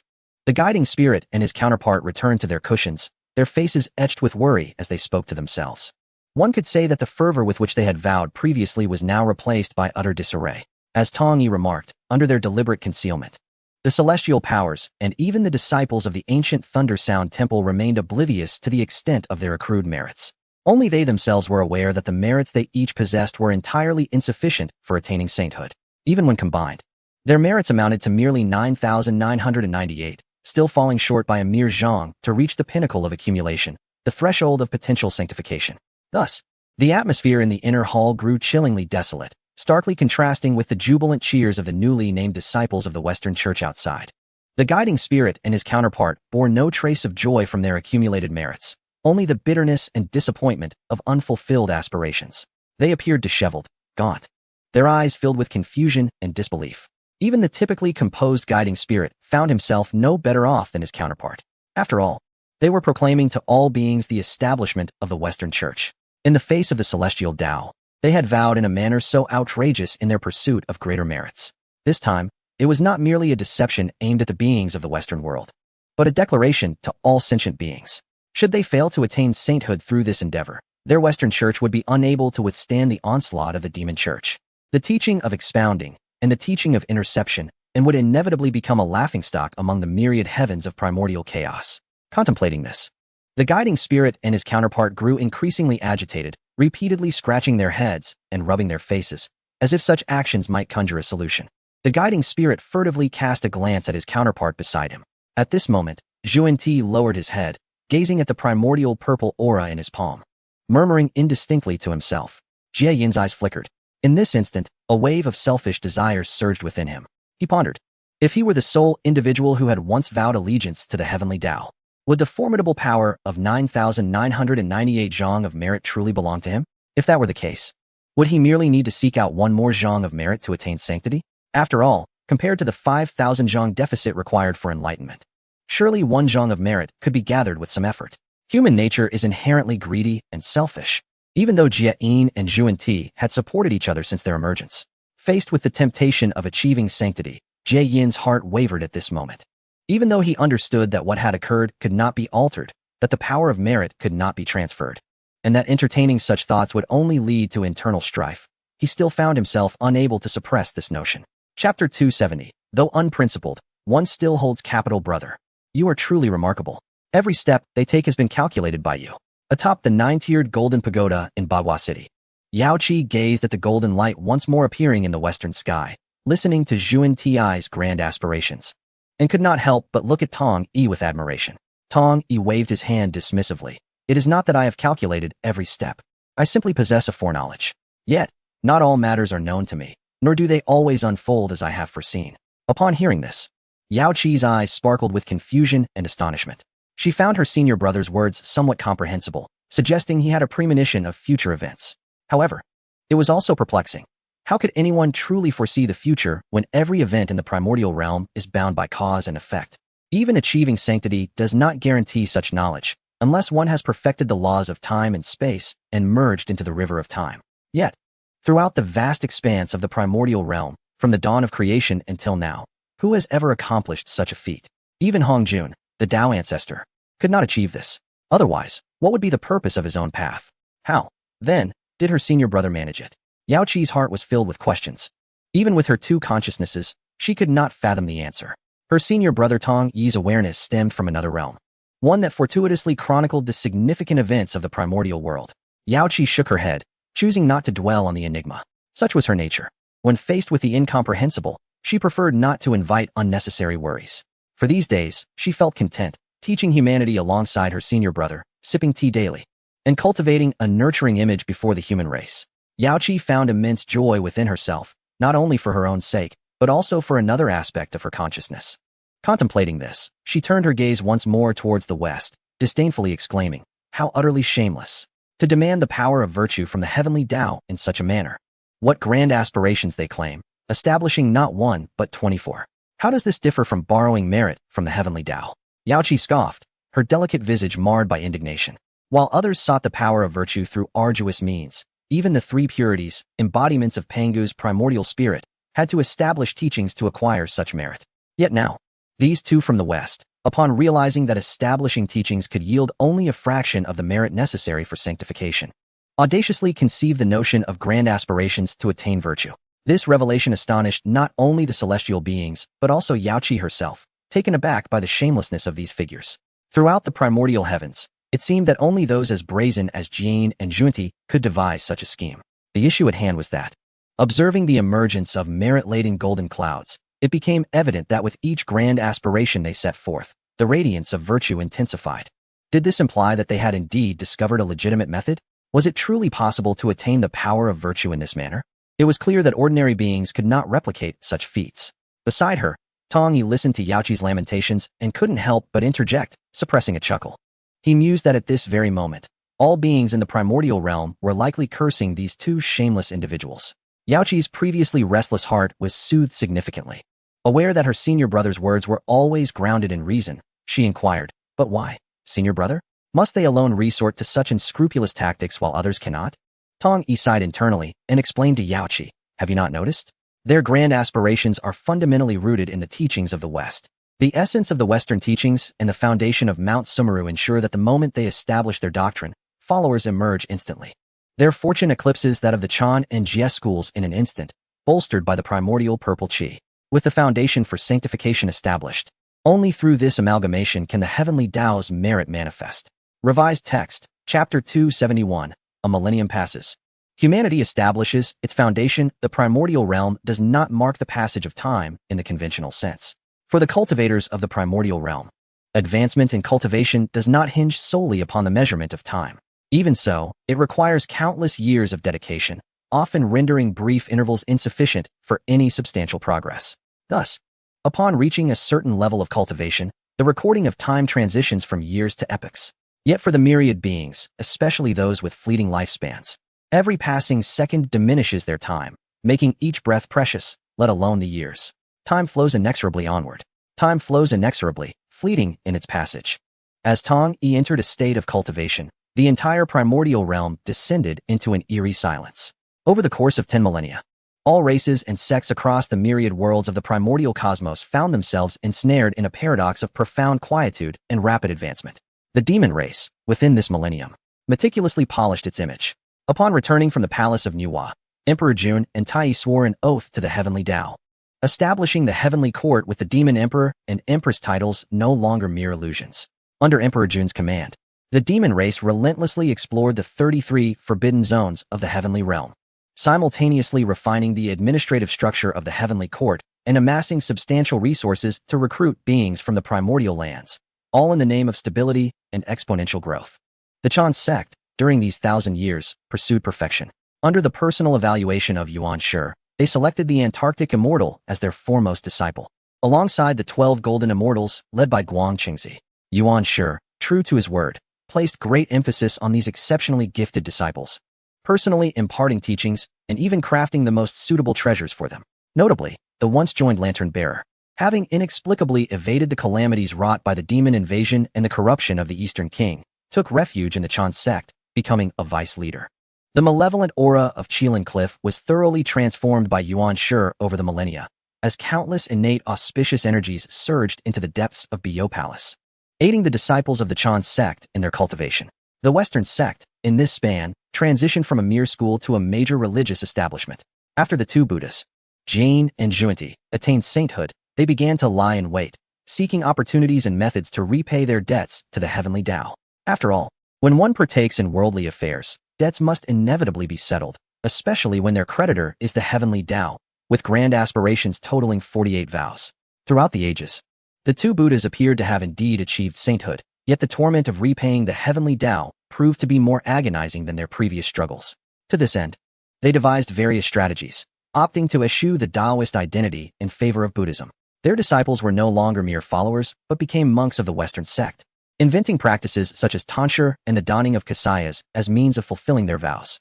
This transformation arose from the realization that if they continued to identify as Taoists, the development of the Western sect would remain constrained beneath the weight of the Taoist traditions. They were compelled to adopt such measures to alter the Western sect's identity, seeking independence within the primordial realm and a more expedient means to fulfill their grand pledges to the heavenly Tao. Such actions could be considered acts of betrayal against their masters, yet the saints behind the Chan sect, the Jie sect, and the demon sect refrained from reproaching the two Buddhas. For them, the situation remained.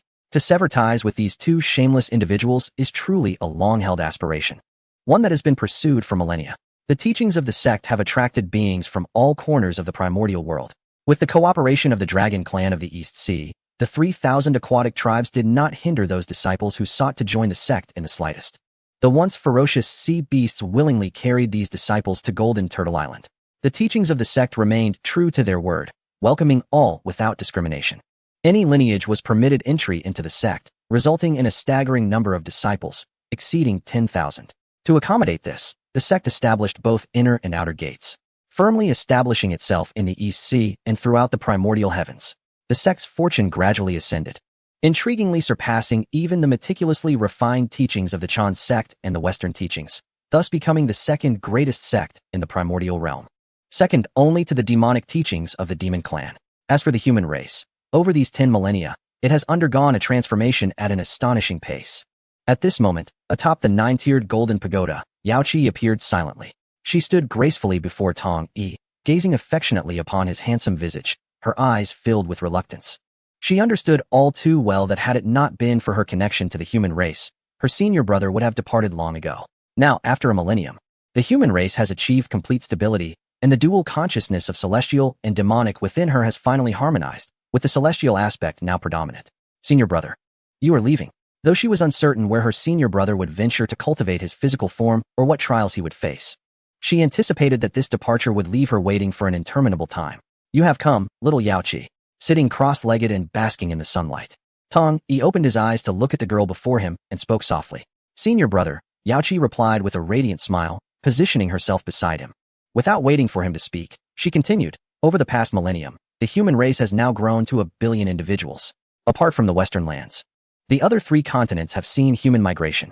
The Suiren and Zi clans have remained in the Eastern continent, while the other 6 clans have migrated to the Northern, Southern, and Central continents. The 8 clan leaders of the human race have all surpassed the profound immortal realm, with the Zi clan reaching the peak of Profound Immortal, just a step away from Golden Immortal. Yaoqi recounted the changes among the human race over the millennia, while Tong Yi listened attentively. It may seem that he had been completely detached over this millennium. In reality, this span of time was but a fleeting moment for him, spent in closed-eye cultivation. And now, as he opened his eyes, it had vanished. He cast a fleeting glance at his long-neglected attribute panel. Host, Tong Yi. Spiritual realm, peak of Hunyuan Golden Immortal. Physical realm, late stage of Hunyuan Golden Immortal. Spiritual technique, perfected Zixiao Heart Sutra. Physical technique, perfected 9 transformations profound art. Bloodline, 3/4 of the primal chaos demon ape, root bone. Sacred body of 9 heavens, thunderfire, laws, mastery of spatial law, mastery of temporal law, divine abilities, true fire of the 9 heavens, space jump, 9 palace deduction technique, treasures, Hongming Godslaying Spear, Penglai Fairy Island. Ingzhou Fairy Island, not extracted. It had been an indeterminate amount of time since he last scrutinized this attribute panel, yet the changes were minimal. Over the past myriad years, he had remained seated atop the 9-story golden pagoda, steadfast in overseeing the human race, while simultaneously cultivating the Zixiao Heart Sutra. Now, he had ascended to the peak of the quasi-saint spiritual realm. However, his physical realm remained stunted at the late stage of quasi-saint due to the absence of law tempering. Presently, the human race had burgeoned to over 1 billion souls. Though this number paled in comparison to the myriad other races, his contributions had been substantial. It is worth noting that the resources of the primordial earth had long been claimed by the myriad races. Every inch of land, every wisp of spiritual energy, was nearly owned. Were it not for his vigilant oversight of the human race, how could 1 billion humans spread their roots across the 4 continents? He had done enough for humanity. Next, it was time to refine his body and elevate his physical realm to the peak of quasi-saint, paving the way for a dual cultivation into sainthood. Senior brother, are you leaving? Yaoqi inquired, her gaze filled with longing. Tong Yi raised his hand, gently caressing Yaoqi's head as he always had. My physical realm is but a step away from sainthood. I must venture into the chaos to temper my body. Yaoer, after I depart, focus diligently on your cultivation. A great calamity is approaching, and the future will be tumultuous. One's cultivation is of utmost importance. Chapter 272, The Lingxiao Treasure Hall, The Witch Clan's Oppression of the Monsters. Your Majesty, today marks the 10,000th year since our clan's establishment in the heavenly realm. We have now completely seized control of the 33 heavens.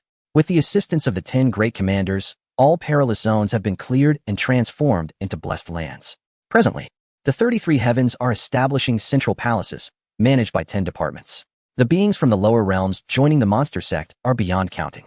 I have instituted an assessment. Those who pass may join the celestial officials.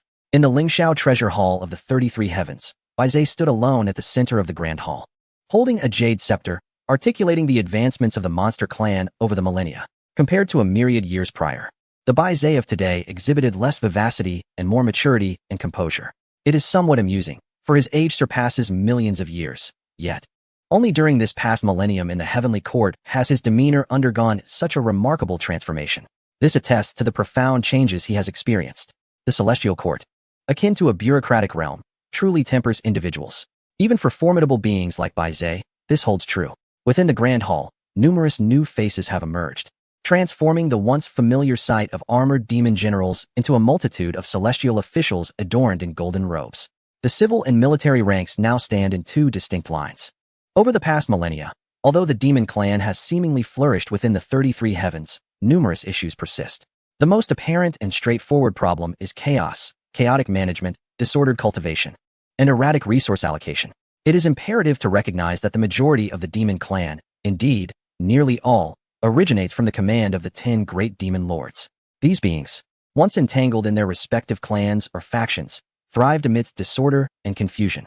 Following their establishment in the celestial court, they found themselves in the vast expanses of the 33 heavens, where they could freely develop and expand. The entire demon clan had devolved into utter disarray. The 10 demon lords, accompanied by their subordinates, have laid claim to celestial territories, each vying for the most resource-rich and spiritually abundant lands, leading to numerous internal conflicts. Each time, Emperor Jun and Tai Yi intervened to restore order, but it was not long before chaos ensued once more. Therefore, in pursuit of improved governance and equitable distribution, the Celestial Court, under Baizhe's counsel, established a celestial official system.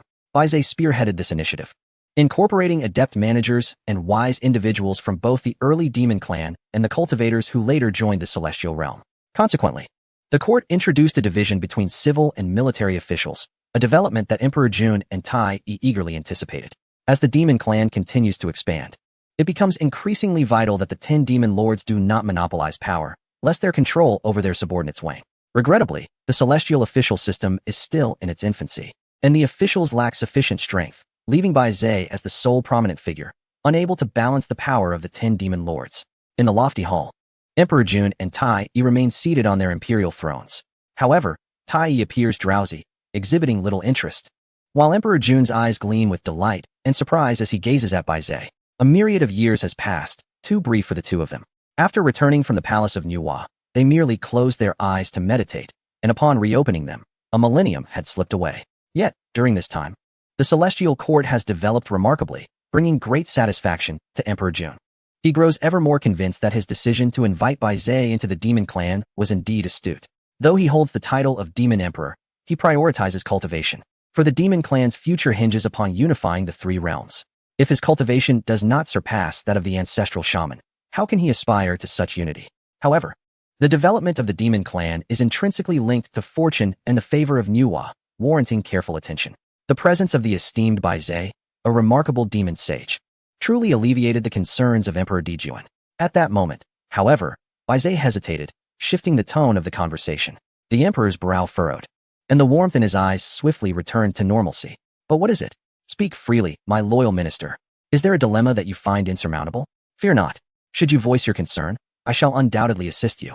Upon uttering these words, Dijuan's golden, otherworldly eyes swept across all the civil and military officials within the hall, lingering particularly longer on the 10 great demon generals. The emperor was acutely aware that Bai Zai was an invaluable ally, one who surpassed the combined strength of the other 10 demon generals. After all, while the generals were skilled only in the arts of battle, Bai Zai was a rare gem of strategic wisdom. Losing 10 demon generals would pose little challenge, as replacements could be found among the myriad of races. However, losing a singular Bai Zai would be a formidable loss, as finding another of his caliber would be exceedingly difficult. Thus, Dijuan's declaration was unmistakably clear, signaling to all present that he held Bai Zai in the highest regard. No demon should impede Bai Zai in his endeavors. Not even the 10 demon generals were exempt. While it would be impossible to slay all 10, the assassination of a single general to ensure Bai Zai's loyalty was a deed Dijuan would contemplate. After all, with Bai Zai at his side, he could devote himself to his cultivation without worry. The passage of 10 millennia had already substantiated Bai Zai's worth, which far exceeded that of the 10 demon generals. At that moment, the entire Lingxiao Hall descended into a profound silence. All the demon generals and officials who had felt the emperor's gaze lowered their heads, trembling with trepidation. In that instant, they were acutely aware of the chilling aura of death that permeated the air, distinctly sensing the murderous intent and oppressive power emanating from Dijuan. As fear gripped their hearts, they marveled at the emperor's ever-growing strength. His mere presence was now more formidable than it had been 10 millennia ago during the invasion of the heavenly realm. Soon, their apprehension deepened, for the murderous intent radiating from Dijuan seemed pointedly directed at them. It was evident that should they have offended Bai Zai over the millennia, the emperor would show them no mercy. The 10 demon generals felt a bittersweet mixture of fortune and despair. They were fortunate that their relationships with Bai Zai had remained amicable, for Bai Zai possessed an exceptional emotional intelligence and adeptness in navigating the complexities of demon society. Thus, over the years, they had not crossed paths with him in hostility. They had cooperated when necessary. Yet, the bitterness lingered, for they were all demon generals, formidable beings in their own right, once invited by Dijuan into the demon clan. How had it come to pass that their status now paled in comparison to Bai Zai's? Dijuan, surprisingly, harbored murderous intent for Bai Zai, a sentiment that was utterly shocking. The envy among the demons was palpable, as they silently resolved to find a way to achieve merit, believing that only through such accomplishments could they gain Dijuan's esteem. Your Majesty, please temper your anger. Many of their peers cooperated, not obstructing the development of the heavenly court. At that moment, Bai Zai spoke, his voice flowing like a clear spring, soothing the intense murderous aura that enveloped the grand hall. Oh, the coldness in Dijuan's eyes softened slightly, yet his tone remained indifferent. What is the cause of this? Without any hesitation, Bai Zai replied, it is the Wu clan. For reasons unknown, they have sealed the summit of Mount Buzhou, preventing the myriad beings from ascending to the heavenly court via the celestial ladder. Chapter 273. The Demon Clan Sealing, Closure of the 4 Heavenly Gates. Upon hearing this, the grand hall erupted in uproar. What? The Wu clan dares to act in such a manner. They are utterly overstepping their bounds. The Wu clan seeks to sever the fresh blood of our kind. Humph. It seems the Wu clan is frightened. They fear our clan's growth. The laughter that followed was filled with derision. Our clan possesses 33 heavens, abundant resources. Why would we descend to the lower realms? The Wu clan has shown their trepidation. Or perhaps, it is not fear at all. Rather, they covet the heavenly court. Within the Lingxiao Palace, as Bai Zai's words resonated, all demon soldiers, commanders, and celestial officials began to discuss fervently. Their faces were adorned with scorn and arrogance, clearly reflecting the swelling pride within them as the demon clan flourished and developed the celestial realm. In their minds, the demon clan had ascended above all other races, even surpassing the once mighty three divine beasts. This transformation was not solely due to their establishment in the celestial realm, but also because they had evolved beyond the traditional boundaries of avian, aquatic, and terrestrial species, merging them into a singular entity. Throughout history, which race has achieved such a feat? Consequently, all demons believed that this glory belonged to each and every one of them. Thus, when they learned that the Wu clan was obstructing the ascension of myriad beings at the summit of Mount Buzhou, a wave of indignation swept through all present demons. They viewed the Wu clan's actions as crude and barbaric, interpreting them as a manifestation of fear towards the burgeoning demon clan. The sentiment was not limited to the demon generals. Even among the 10 great demon commanders, similar thoughts prevailed. In a moment of shared understanding, the 10 commanders exchanged glances, each reflecting the delight in the other's eyes. It was a classic case of opportunity presenting itself when least expected, just as they had been pondering how to gain merit. The Wu clan had unwittingly provided them with a cause. If they could vanquish the Wu clan and clear the summit of Mount Buzhou, let the myriad beings ascend to the celestial realm and join the demon clan. Is this not a monumental achievement?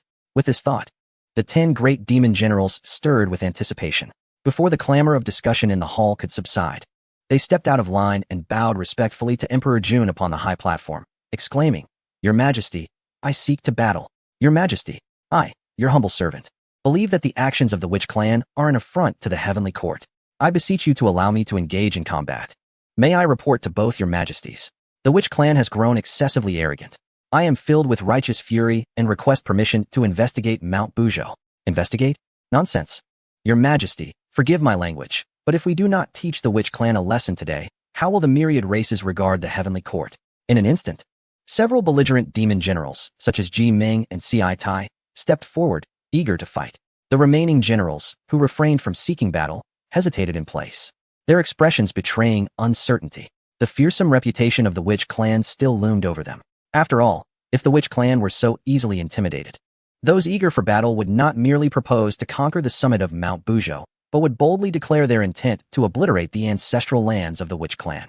The disparity between these two propositions is significant. Thus, despite their yearning for glory and their own restless spirits, they ultimately chose to remain stationary, resigning themselves to allow Ji Ming and the others to claim the first achievement. They thought to themselves, let the credit for this endeavor go to Ji Ming. If the tide of battle turns favorable, they could always seek to join the fray later. As the voices of several demon generals seeking battle reverberated through the hall, an abrupt silence fell. All demon officials and generals fell mute, refraining from uttering a single sound. They bowed their heads, casting furtive glances at the throne upon the high platform, their ears perked in anticipation. It was evident that the swelling pride within them led to a unanimous support for war. In that moment, they all contemplated which great general would descend to the mortal realm. Might it be their own esteemed leader? Yet, in the next instant, a tremor coursed through all the demon kin present, for the imperial pressure previously retracted by Emperor Jun surged forth once more. Seek battle? How long has our clan resided in the celestial realm? A mere 10,000 years. And you dare to become so arrogant? To be oblivious to the vastness of heaven and earth. Emperor Jun's cold voice echoed throughout the grand hall, reverberating endlessly. He gazed indifferently at all the demons within, declaring, the Witch clan may be crude and reckless, but do you truly comprehend the strength of the 12 ancestral witches? You wish to engage in combat. Let each of you face an ancestral witch. Do you have the courage? At this, his gaze settled upon Ji Ming and the other eager generals, his tone imbued with skepticism and scrutiny. Upon hearing his words, the battle zeal within the hearts of the other generals, save for Ji Ming, swiftly extinguished. Their desire to fight was not misplaced, yet it stemmed from the proximity of Mount Buzhou to the southern heavenly gate. As long as there are challenges, support will always be available from behind. They may even deploy the formidable southern heavenly gate array to assist. Thus, in pursuit of glory, they dare to engage in battle. However, should they truly be required to face the ancestor witches in a one-on-one duel? even with their newfound mastery of demonic arts and their considerable strength gained over millennia. They would not dare to guarantee victory before Emperor Jun. The mere thought of the ancestor witch's formidable vitality sends them retreating in trepidation. After all, the 12 ancestor witches are renowned as powerful beings specialized in physical prowess within the primordial realms. It is said that each of them wields the formidable laws of the Great Completion Realm. Were it not for the presence of Emperor Jun, Tai Yi, and Fu Shi bearing the brunt of the pressure, how could the 10 great demon leaders dare to speak of waging war against the ancestor witches? Contemplating this, the demon leaders who had volunteered to fight lowered their heads, feeling both shame and reluctance to face Emperor Jun. Observing this, the other demon leaders, who had refrained from volunteering, struggled to suppress their amusement and mirth, fighting to keep a straight face. Fortunately, they hesitated and